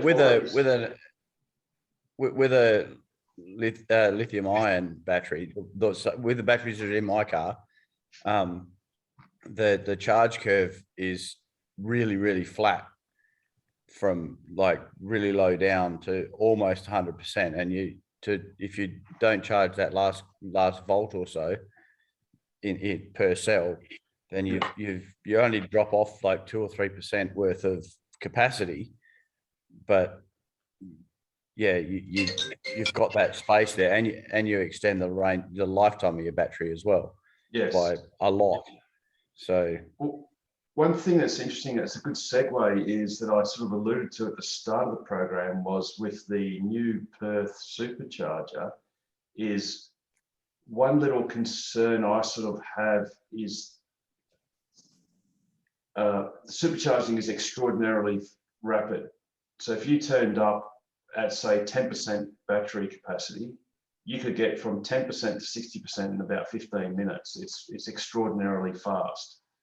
But it's the last 20 up to the last 10% that takes forever. And I guess one thing that might behove all of us is to try and encourage everyone out there to, even though Karen Up Shops is a great venue to sort of hang out and browse and stuff, is to resist the urge to charge your car to 100%, because once it's say even approaching 80%, it'll start quite quickly slowing down to put more and more charge into the battery, which means, yes, you could, if you wanted, possibly stay on the supercharger for an hour before it actually stopped charging, and you get a notification on your app or a warning. I think you get about a 10-minute warning saying that supercharging is about to finish. And one thing we know for certain is that Perth Supercharger well, actually it's technically called the Perth North Supercharger in Karrinyup, that is going to be heavily trafficked. There are going to be cars there all day, every day. especially since, last quarter we had the best part of 400 Model 3s delivered. And I dare say the vast majority of those would have used referral codes. So they've all got 1,500 kilometres of free supercharging, which means, you can imagine another 400 cars wanting to get their free supercharging, over the next year. So one thing to do, which would be sort of quite polite to all other owners, is just charge your car to sort of, 70, 80%, and then just move it so someone else can come in, because it will charge quite quickly. I'm not sure if I mentioned this on here or not, or whether I just mentioned it to you in person, Harold. My first big trip, we went down to Albany and then we come back via Bunbury just to check out the supercharger. And we hit Bunbury with, I think it was about 20% charge, something along there. And so I plugged in and was very, very impressed with how quickly the car was charging and all the rest of it. Apparently the new one's going to be even quicker. So yes, it'll be twice at the load down. It'll be twice as quick. Yeah. Now I knew how much I needed to put in to get home, which wasn't very much, but as soon as I was plugged in, I thought, oh, well, why not? We'll see what happens. And I sort of said to myself, well, I can get 50 kilowatts DC charging pretty much anywhere else. So I'll just wait until the charge rate drops to 50 kilowatts, and at which point I'll unplug and take off. Now the 50 kilowatt point was reached at like 94% state of charge. It was really, really well up there. Yep. So yeah, cool. That also makes me think there's the nominal 100% on the car isn't a full 100% on the battery. Like the battery can definitely take more than that. Yeah, on the LFPs. Yeah. That's entirely plausible. Which means possibly as Tesla get more data, because don't forget the LFP batteries are fairly new for Tesla. I think they've only been out for about a year tops, roughly. So Tesla will get continuous data from all the fleet of cars, and they may actually unlock more of it as they learn more about how those batteries behave. So you might be onto something there, Shane. But in any case, yeah, it would be good if people that do use that current up supercharger, because like I said, it's going to be chockers, because a lot of people are going to have free charging that they'll want to use, and rightly so. And there are 6 stalls, and Karrinyup is now it's an enormous shopping centre. So you could easily burn half an hour without trying, or even an hour. And I guess what we don't want is a whole line of cars being frustrated that, they see a car that's been there for, well, they might not notice, but, you don't want cars dwelling longer than necessary. Given that you could always come back, the next couple of days later, and if you turned up at 10, 20, 30%, you can slam from 10% to 60% in 15 minutes. Easy. Those chargers. Go on. I was just going to say, do you know if you've got the free supercharge credits, which you say a lot of these people are going to have, yep. Do you still get charged the idle fees? Because yes, yes, you do. Yes, you because do. Otherwise, they're just going to set it to 100% and go shopping and just stay there. Like that's what. And to be honest, that's what I sort of fear. And look, there's nothing. It's a bit of a strange place to put it. I mean, I can't do a big shopping centre like that in 15 minutes. We'd have to just come down and move the car, I guess. Yes, and that's the right thing to do. Yeah. Or wait with it. If it's only 15, 20 minutes, I would just wait while it charges. Well, not when you've got 2 kids and it's a shopping centre. They want to go to the shops. Yeah. Look, I mean, I did that down at Eton recently. I plugged in and it took 30 minutes to go from 20% to 90% or whatever. And I met my brother in the shopping centre and I looked at the app and go, oh, I better just go and move the car. I was the only one on those 6 stalls there anyway, but I unplugged and moved it to a non-Tesla, which is actually right next door because I was on the end. But I moved it anyway. So it's not all that hard. It's to walk down and move it. And No, it's just when be you've then got nice. the kids and everything, yeah. Yeah. Yeah, it's just But you're a seems a strange gentleman, way. Nigel. I don't know, not necessarily. I was going to say those chargers are going to get even busier potentially. Elon's tweeted recently that they're going to open up the superchargers to other manufacturers by the end of this year. Now, I wonder if that's relevant only in the US or if it applies internationally as well. It's Europe. Germany was the instigator of this, so it's happening in Europe and probably in America, but he's made no mention. I've heard nothing about any other countries. I mean, you can't share what we haven't got in WA. True. True. Yeah.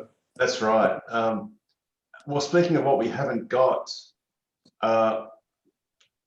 we've got some rumours that what's now called the Perth Supercharger, so not the Perth North, which is, let's basically call that Carina, but there is another Perth Supercharger. And a shout out to someone that is watching this this video. It's looking very good for another one, which is promised in Q1 next year. And there might even be, there's a slight possibility there might even be two, which if that rumor comes about would be even better. Any idea on the location, Harold?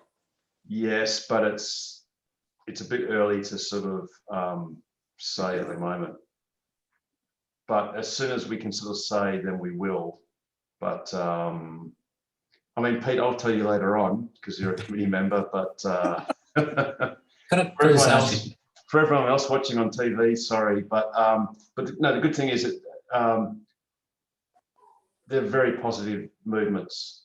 So yeah, so Tesla have no problem soliciting places, which is awesome. So it's really just up to Tesla to decide whether they want to put another supercharger in just one location or possibly two more locations in addition to Carina.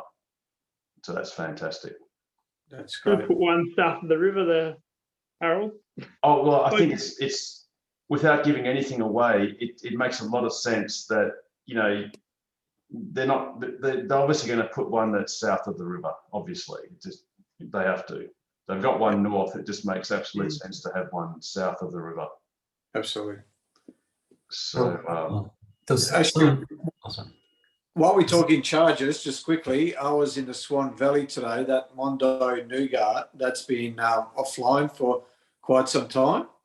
They had that fixed today. Apparently what the issue was, so they've got two HPWCs there. One of them was set to 6 amps and the other one to 20 amps. And so, but yeah, that's been fixed. So, and I tried both of them. Both of them are working perfect. So that one's back online for anyone that uses that charger. But only during. What amperage are they set to? What amperage are they set to? They're both set to 20 now, I think. and I think that's shared, Pete. Yes. I think if two because colours come up, you'll get 10 amps, 3-phase each. Correct. Yep. Which is still 7-point-something kilowatts. So a Model 3 will still charge at 50 kilometres per hour if it's sharing. If it's the only car there, it'll get the full 70 to 75 kilometres per hour. Yeah. Which is enough to sort of for you to go to Mondo's and pick out your favourite nougat and yeah, nice stuff that nougat, but yeah, anyway. Do we still have the slow one in Baldiris, Nigel? Is it still slow? No, they fixed that a week or two ago. It's now set to the top amperage, so you're getting your 11 kilowatts out of it. Does that mean that they might have possibly swapped it for a new one, like replaced it? And They have. Then it did it wrong. They had a rotary switch to set. Yeah, they had an old one there which had only got the 3-meter cable, and he contacted Tesla, and they've sent him out a brand new, spanking new one with a 7-meter cable. And when they put it in, it was set to 6 amps. So it was charging slower than the J1772 next to it. But now I gave them the dip switch settings, and their electrician did it a week or two ago now, and it's going very well. But being a new one, there's a poor Ioniq driver that now can't use it because they is now plugged into the Type 1 charger. Sorry, excuse me. Yeah, that one's Terrible. Very nice, Cheryl. Yeah, and look, in Europe, Tesla have when they always have 2 destination chargers, so there's always a pair. And in Europe, they have 2 different signs. One is a red sign with white writing, and one is a white sign with red writing. And the red sign says Tesla vehicle charging only, and the other one says electric vehicle charging. So one HPWC is set to Tesla only, and the other one is set to anything. In Australia, Tesla, that was never part of the deal. It was always that it was for their cars. The deal was Tesla would pay for the charger and the installation. Later on, they would just pay for the charger. Yeah, look, I'd be happy if Tesla had 2 signs, one for Tesla only and one for anyone, you know, but what can you do? It's not as if Nissan or Porsche or Mercedes or Hyundai have invested a lot of money in destination chargers. But the Porsche ones that are out and about are freely available to anyone. I was going to say, except for Porsche, who they have about 3 or 4, Nigel, roughly, I think. They've got more than that because, I mean, at swings and roundabouts down in Margaret River, they've got 2. And then sorry, location. Sorry, excuse me. Location. Yeah. Is it about 3 or 4? There's swings and roundabouts. There's is it the Vines in Joondalup Resort. There's one at Bunker Bay Resort as well, I think, isn't there? Which none of us can afford to go and stay at. I know, because unfortunately, many even Tesla destination charger locations are quite salubrious. So you'll get free charging, but you'll pay twice as much for the room. Unfortunately, isn't it a little bit like when you go to a casino and they say the room is free, but you end up paying for the hotel? That's in Vegas. It is in Vegas. Still. Did you guys ever go ahead with your referral database? We've never had a referral database there. There was talk on your Facebook page or something. There was talk about setting it up a couple of years ago to randomly select people for get referral codes. There is a referral database that you can go to, but it's not Tokwa that organised it. Somebody else did. I put my name down there, but I've never got anything from it. But there's talk from Tesla that you're going to actually have to virtually be face-to-face with your referral person to give them your code, because it will be done through the app, and you can't just randomly pick somebody's referral code. So what do you guys do at the moment with that? We don't do for instance, me personally, I don't do referrals. In my whole 4 years of Tesla ownership, I've gotten 4 referrals. One was myself for my wife's car. One was myself for a Model X that's coming at the end of next year. And one was an actual referral. That was someone I sort of saw at the service center it was doing a delivery thing, and they asked about the cars, and then Harry asked me what my code was, and I actually struggled to tell him because I've never looked up my code, and I had to go in. Which, incidentally, for anyone that wants to know what their referral code is, Paul, you won't have one yet that you can see. You actually do have one, but Tesla's changed the way they show it, and you've got to do it through your My Tesla app. or sorry, through the Tesla app, through the loot box. Yeah. Whereas before you used to be able to get it through your Tesla account on the internet. It's more like I can allocate someone's referral code to give them free charging and me free charging. Only at order. So if you've already ordered your car, it's too late. No, Joel said he can allocate it at any time. Oh, okay, cool. Yeah, So it can be allocated at any time. So if you know, so if you know anyone that I don't know. Well, yeah, that's what I'm finding out. Who can I allocate it to? Oh, you can pick anyone. Look, you know, I'll give you my referral code, There's Paul. plenty of us on here. Yeah, no, me. I was going to say, or you could, like, if you like, you know, Bjorn Nyland or any of those other YouTubers, feel free to use their codes. I think they usually put them in the descriptions. Yeah, I don't know whether you can use overseas ones, can you? Of course you can. You can use any referral code. There's no point.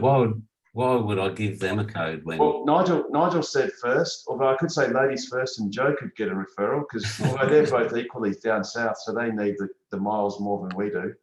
I'm gonna say pick Harold for making that PowerPoint to show us the screen of the car. No, mine's actually impressive. He has free supercharging for life, don't you? Yes, so mine is literally useless, and I wouldn't give it to you anyway because I just don't do referral codes. But well, can I make a recommendation, Paul? I would give it to whoever's willing to help you out with your order. So ask Nigel and Joe, see if they, because they live down your way, see if they're. Whereabouts are you based, Paul? You should be. Bayswater. The order's all sorted. There's no dramas there. No, it's when you pick it up, we run you through the car and stuff. Yeah. I've done that with people before. The thing is, both Seb and Nigel do that, so. I reckon you they both want to do it. I reckon you could, because this 1,500 kilometers has some value. So I reckon you could start the bidding at, you know, $5.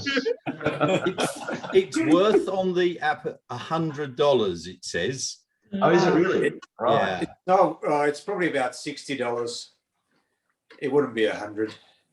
Yeah, I think it says on the app or the website it's worth $100. How do I don't know. Some people have you not used a referral code, Paul? No. Oh, I'm beginning to get interested. I will help you put it up. I mean, I've got referrals at the moment. Thank you, Alex, by the way. You're very welcome, Nigel. What's that sound of seagulls? I see there's a hot chip and there's seagulls are circling. It's no, but my referrals run out in November. Well, okay, hang on, Nigel. So Nigel and Joe, you both piped up. Nigel, how many referrals have you got? I've had 2. Joe? What had in my life? We've had 2. We've had two friends. Ooh, okay, you're both even. It's the tie. But one we didn't get to use because it was during lockdown and last year, so we didn't get to use any credits on that one. All right, I think Joe. Joe, just private message Paul and give him your referral code. There you go, sorted. All sorted. Nigel doesn't like me anymore. How long do they last? So they can come? How long does the referral last, the 1,500? 6 months. Months. From the date of delivery. So Paul gets his car in September, say, the referral code will and the 3 kilometers will expire in March. Oh, I better give mine away. What's I that? haven't used mine. You can't give give it away. You need to use it or lose it. Oh. So Carmen, have you gotten referrals? Yeah, I think I've got 3,000 case and I haven't used any of it. Yes. I'll have a road trip to Albany shortly. I know, but my sister's left. She's stuck in Adelaide in a caravan park. Just out of. She can't move. She's between Adelaide, Victoria, and New South Wales on her way to Queensland. So that's no good. It's probably easy to go to the Northern Territory. That's like neutral territory. I know. Okay. So according to this, I have got free supercharging of 4,335 kilometers, and it doesn't expire till the 10th of the 6th, 22. Cool. So Nigel, I might have to give you some. Can I give you some? Yes. No, but that'd be a But good. you can't. That's If a they are good feature. non-transferable. That's a good feature request. The Nigel telephone. raising kilometres for Nigel. That's hilarious. I could jump in here. I've got 984 kilometers remaining, due to run out on the 26th of September 21. Yeah, you must just go to Bunbury. Well, you're closer to Eton anyway there, Alex. So yeah. Okay. Paul, when you use your code, make sure they actually put in Joe's code. Angela, who was on the show earlier, she used my code and she got her 1,500 and she never came up in my app. So she asked them to use my code, but they must have put in someone else's. So that can happen too. So okay, double check the codes. Yeah, or send an email. Or Okay, thanks very much. I'll do that. Can I ask about the manual in the car? I've probably tried using it about 8 times. It's worked once, and the other 7 times I've had to do the 2-thumb reset to get the damn thing to work again, because it just locks up. Is that normal? Yes. The whole screen freezes? Yep. Right.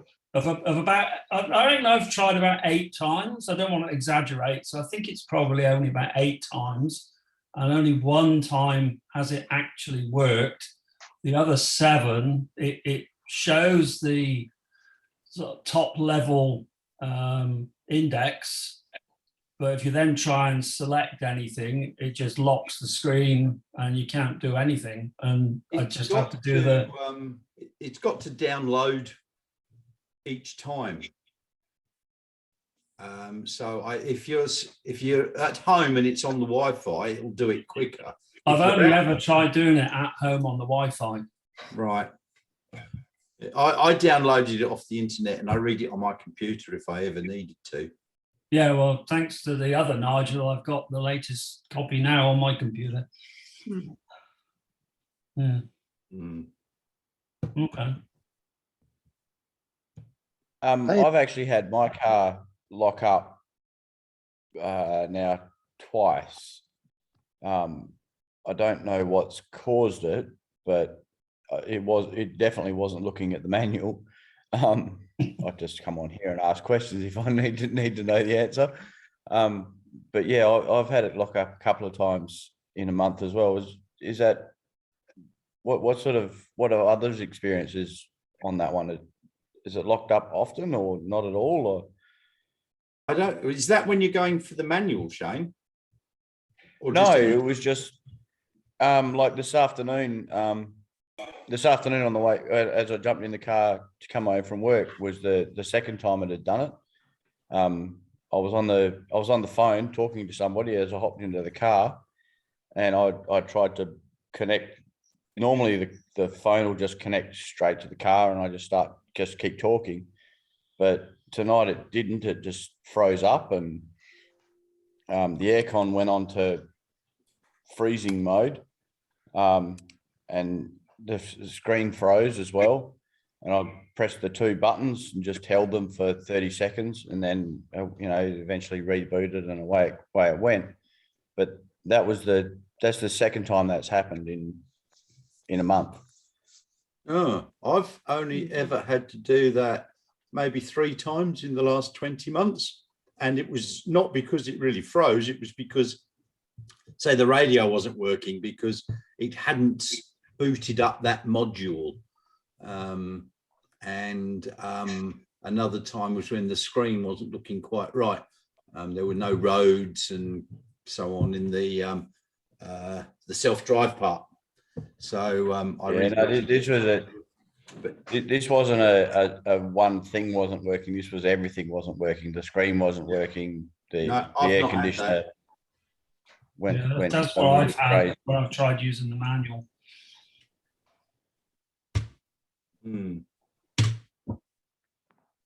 Just me?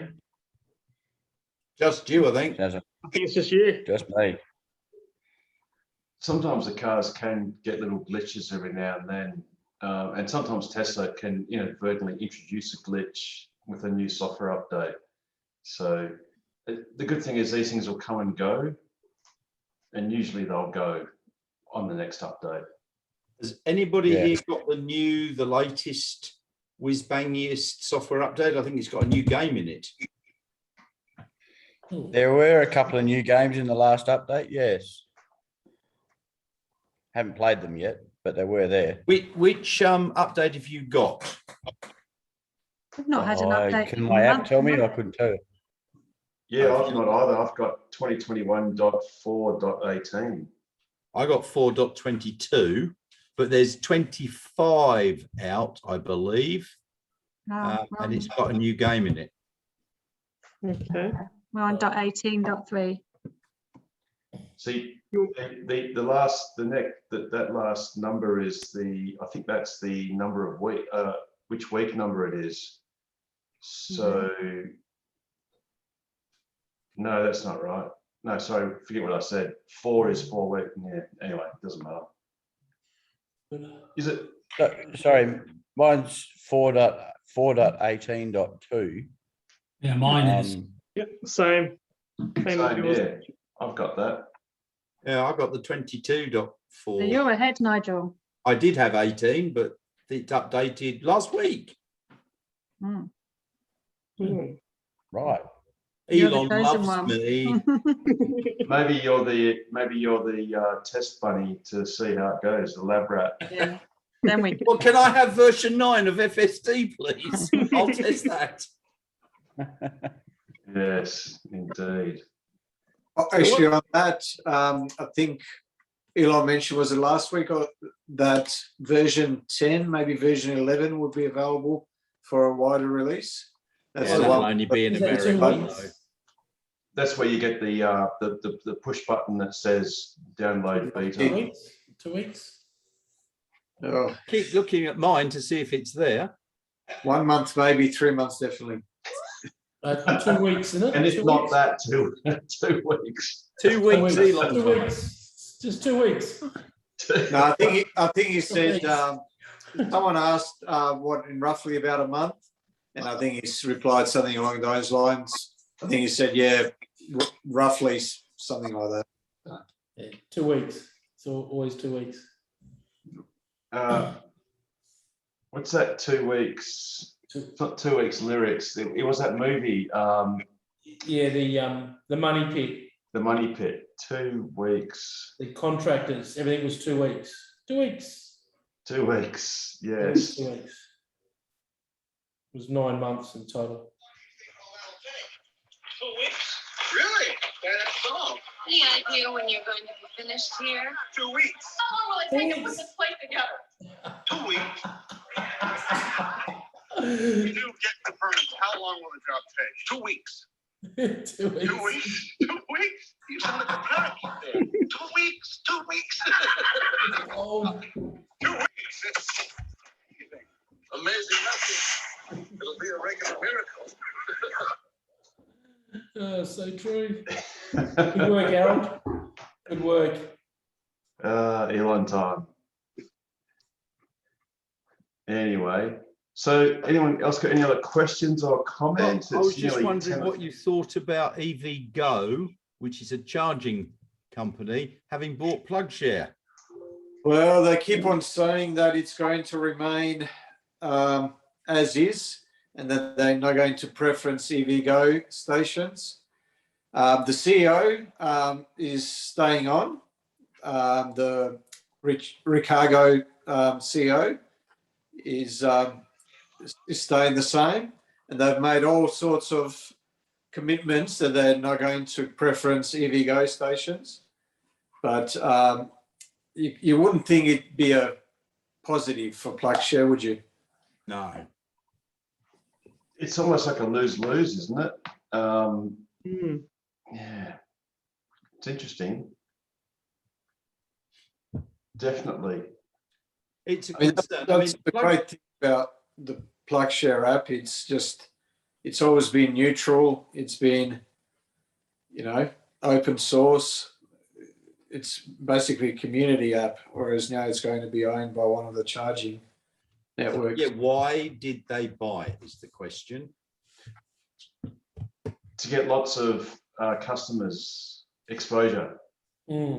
So clearly they're aiming at getting more prominence for their network. So whether that might mean they might offer PlugShare users a discount to their network or something to hook them in. Maybe it's even just a matter of visibility. Because they'll be able to possibly change the pin color or the way that their pins are shown to be a bit more prominent than perhaps other pins. Or when you're hovering around, it might do notifications. Hey, you are nearby XYZ charger of their choosing. Something like that. How many EVgo chargers have we got in WA? There's 4 at Frio Cappuccino Street. The EOS. They're EOS, not EVgo's. Yeah. No, it's different. Yeah, different one. How many? We don't have. Yeah. Does that mean we have to drive Nissan Leafs? Yeah. Move to a Nissan Leaf. I did see a comparison. Was it Engineering Explained? The guy that's got a Model 3 and does some pretty good things, whiteboard and all that sort of stuff. And he was actually comparing the speed at which cars can add, in his case, miles per minute. And on every measure, the Nissan Leaf, even the new generation Nissan Leaf, scored the worst out of all of them. Model 3, I think, was one of the best for added miles per minute. And yeah, the poor old Leaf, hapless Leaf, is just well behind. I think to get 200 miles was going to take an hour. Well, has it got only a 50 kilowatt inverter on board at best? Oh, so you mean for fast DC charging? Yeah. I think the Nissan Leaf quotes 75 kilowatts maximum charging capacity or rate, sorry. But in normal tests, for instance, Bjorn Nylander's tested it, and Next Move, which is a German EV hire company, they've tested it, and it's got the same heating issues as the original generation Leaf, except it protects itself a bit better in that it'll just very dramatically reduce charging rate rather than completely overheating the battery. But their batteries aren't thermally managed; they're just thermally observed. So they don't have the new Nissan Leaf Pro with the 60 kilowatt battery in it or whatever had got thermal management, they were saying. That might be the Pro, but not the standard Nissan. Not the standard, no. Yeah. That's the one with the beach pack. You get the beach ball and towel with it. That's the. It's the old Datsun again. That's the old Datsun. Yeah, that's the one. Yeah. So unfortunately, the poor hapless Leaf and their owners. But anyway, and it only gets bad when it's hot, and that happens often in Australia. So I've got a question for Paul. Why did you choose a Tesla? I was actually going to wait until the Ioniq 5s came out to check them out, because they were. But in the end, it was the charging network that got me over the line. Okay. But I think I did a lot of route planning, sample route planning with different vehicles, using like a better route planner and stuff to see how far I could go and what issues I'd have. And in the end, the Tesla was just a more versatile car in the end. And actually, it's cheap now, relatively cheap. I think the Ioniq 5s with their 58 kilowatt hour and 70, whatever they are, 74 or something kilowatt hour batteries. They might even be 74 in Australia, I'm not sure. They're actually relatively expensive. And the Kona, which I was also looking at, it's now more than a standard range plus, costs more than a standard range plus. So why do I want? Which is quite ridiculous. And even the cheapest EV in Australia, which is that MGZ, Yeah. what's it called, ZS, that starts at 44. This range is too small. And it's, it's, what's the range on that? Is it 200 kilometers? Yeah, a couple of hundred Ks or something. Yeah, 220. 100,000. Yeah. And unfortunately, I mean, perhaps in Europe, you know, it might be perfectly okay because you just don't really do long road trips. It's just a town car. But in WA, you're going to have range. You know, imagine waking up every morning and your car's only got 200 Ks at best. It's just not good enough. There's a YouTube guy that pulls all the cars apart too. Sandy Munro. Yeah, Munro. Yeah, basically looking at his videos too, it looks like structurally and like in terms of the design and the layout and stuff, the Teslas are a long way ahead of the rest of the pack. Absolutely. Yeah. Did you see the one where he compared the Ford Mach-E Yes. heat pump with the Tesla heat pump? That was astounding. The Tesla's got 6 meters of hosing, which contains X number of kilograms of liquid, and the Mach-E had 18 meters of hoses that weighed an extra 22 kilograms just in the extra fluid you had to drag around. That was a pretty cool video. Yeah. And you're right, Paul. Well, I mean, look, the Ioniq, the new one, is built from the ground up as an EV, but most other EVs, like the Mercedes EQC and others, are really just ICE car platforms to the point where they have a transmission tunnel still because of the same subframe. The Kona has, the Kona is just a petrol car that has had an electric motor and battery pack grafted into it. I know that a brand new petrol Kona can cost $25,000, and Hyundai seriously wants someone to pay $65,000 for pretty much the same thing, but electrified. I think these other cars too, they're more Y competitors, not Model 3. So the Ioniq 5 is really more a Model Y size. The EV6 is more a Model Y. What's the other one? Anyway, they're all The price of the Model Y. Mach-E's. What's that? What's the price of the Model Y at the moment? Roughly About 10% more than the Model 3 equivalent. Oh, standard. So roughly, so for instance, if an SR Plus Model 3 is 66, a Model Y will probably be about 71 or 2, perhaps. A standard range Model S is now 80-ish. The Model Y will be maybe 85, 86, sort of. So that's why I mistakenly thought a week ago that the Model Y order page would be released by today, because they dramatically reduced the price of the Model 3s. And I think that was to give some headroom to slot the standard range Plus or standard range Model Y under the luxury car tax threshold. Right. 75,000. Yes. The difference in America from the Model 3 long range to the Model Y long range, because they don't have the standard range there, is 5,000 US. Which is 8 million Australian at the moment with the run. No, it's not quite that bad. About 7.5. 7.5 million, yeah. Yeah, so, and notwithstanding that, Paul, you've actually got your awesome Model 3 already coming to you. One advantage of the Model Y which would be a great second car, by the way, is that you have a higher driving position and a seating position is higher. So the actual, I think the floor is slightly higher. The roof is higher. It's a taller car.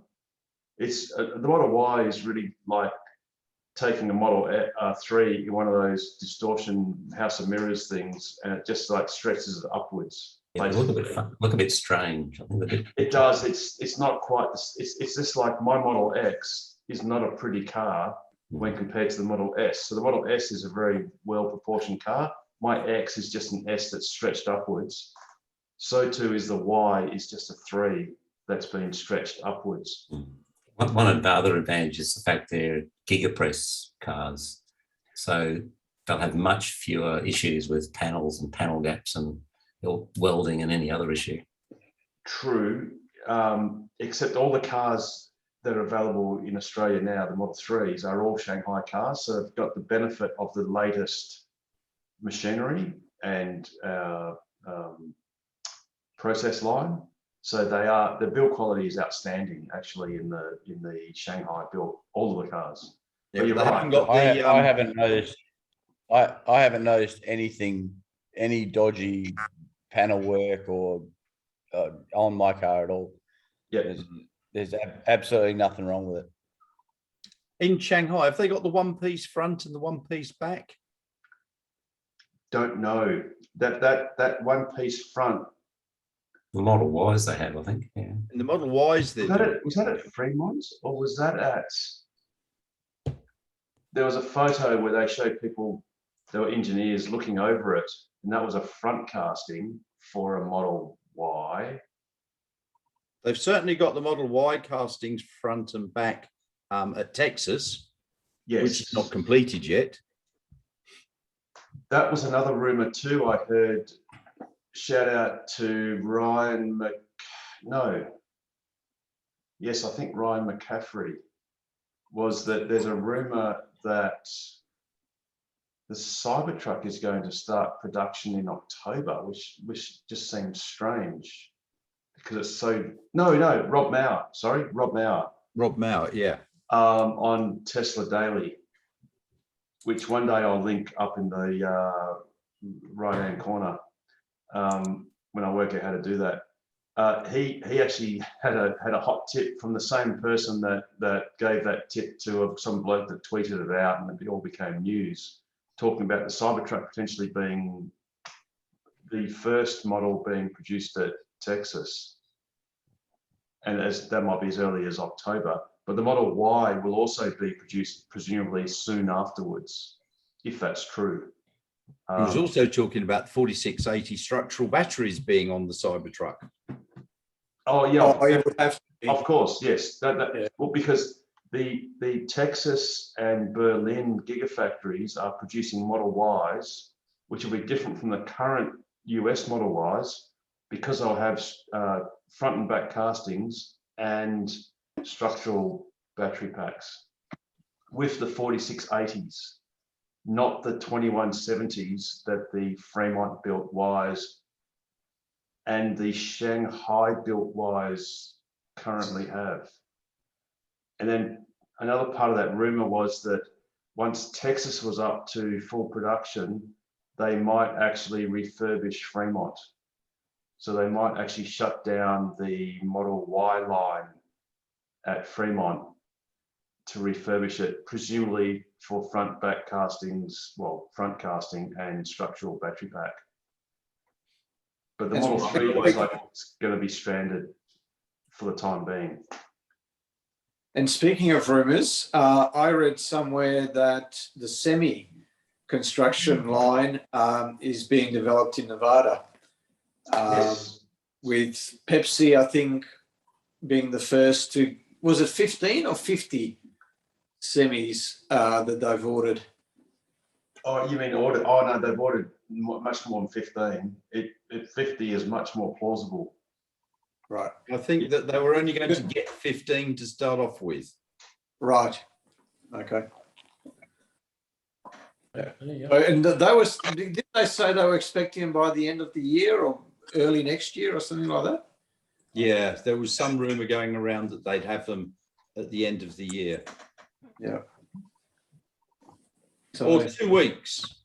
2 weeks. 2 weeks. A month, maybe 3 months, definitely. Speaking of weeks, the Tesla price is a bit weak. It's $658.38, down 0.32%, but that's okay. But with the Aussie dollar dropping, that's actually more valuable. Yes, that's true. The Aussie dollar drops faster than the price of the shares. We're still ahead. Yeah, true. It is funny. When things are going bad, the US dollar always increases, even though sometimes the badness is occurring in the US. But then that's logic for you. Elon's going to be speaking at the B Word conference. That's the Bitcoin conference with Jack Dorsey, the Twitter co-founder and Square CEO, and Kathy Wood. Yes. Tomorrow, well, today, but tomorrow our time. Yes, that should be interesting. Because I mean, obviously Tesla's had a bit of a turnaround as far as Bitcoin. You know, Elon quite happily jumped on board, but perhaps he wasn't quite at the time aware of the energy implications of Bitcoin mining. I think he was trying to argue that that it changed quite a lot, that it really shot up sometime after they entered their position. Oh, okay. Hence the change of attitude. Yeah, it's interesting. It's yeah. I mean, one structural problem with Bitcoin is its characteristic is locked in stone. It cannot be altered, whereas some other cryptocurrencies can be.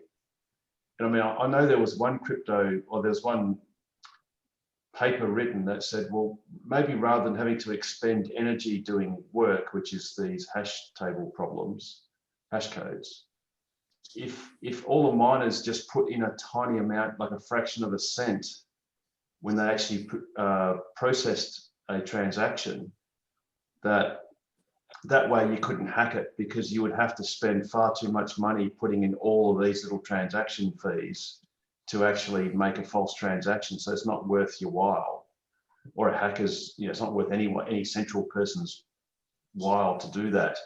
So all the miners could put in a little bit of money to show that they're sort of legitimate, and then they would get paid money in return for the transaction they processed at a later stage.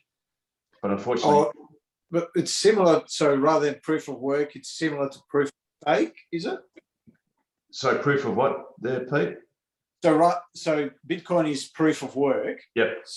Whereas, so would that be sort of more similar to proof of stake, I suppose? Yes. Yes. Right.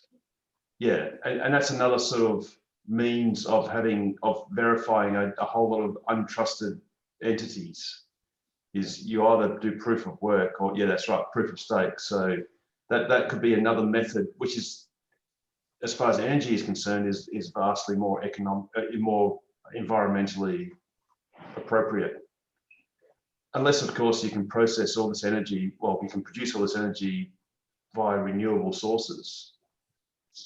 But then I guess you could always argue, unless you have a net surplus of renewable energy, which we don't have yet, you're still preventing the abatement of fossil fuels by using it for something that's not as efficient as it could be. So perhaps, Elon's going to search for something more efficient. And really, in my uninformed opinion, they should just create their own virtual currency and use it for their own cars and all their own products. Just be too difficult. It'd be, the network effect, it would just take too long. Whereas that's why I think he's leaning towards something like Doge, where, it's already got the user base and everything. So why reinvent the wheel? Yeah. Then again, there are 1.8 million Teslas with pretty clever computers inside, with a network that's quite secure. Mm-hmm. So I don't know. Yeah. But well, you know, they should allow the cars to mine Bitcoin or Dogecoin. But they've got the, you know, they've got the brains when, you know, they've got the computer power, especially when it's sitting in your garage or, you know, during the night. They've got the network connection. That's all you need. Speaking of network connection, one thing I forgot to remind everyone of earlier is if you've got a new car, go to just Google Synergy EV tariff, because if you bought your car in your own name, not in a business name or a company name, you can then get a 30% discount on your power bill between 11 p.m. and 4 a.m. Monday to Friday, well, every day.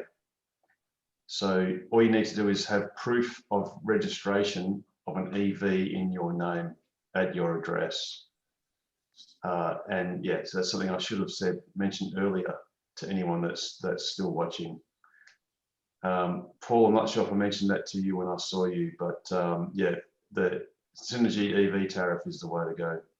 Yeah, I picked that up from one of the other evenings. Thanks very much. Didn't know about it.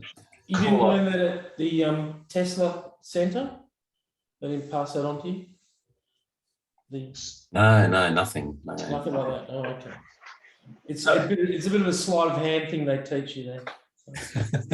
Yes, yeah, you're right there, Jared. I reckon on one of those awesome, I was going to say plasma TVs, but LCD TVs that have all the great video footage, every now and then it should flash up. By the way, apply for the Synergy EV tariff. That's it, exactly. I even learnt about the adding my RSC membership to the Fox. ChargeFox. ChargeFox thing. I didn't realise that until I saw it there. Oh, okay.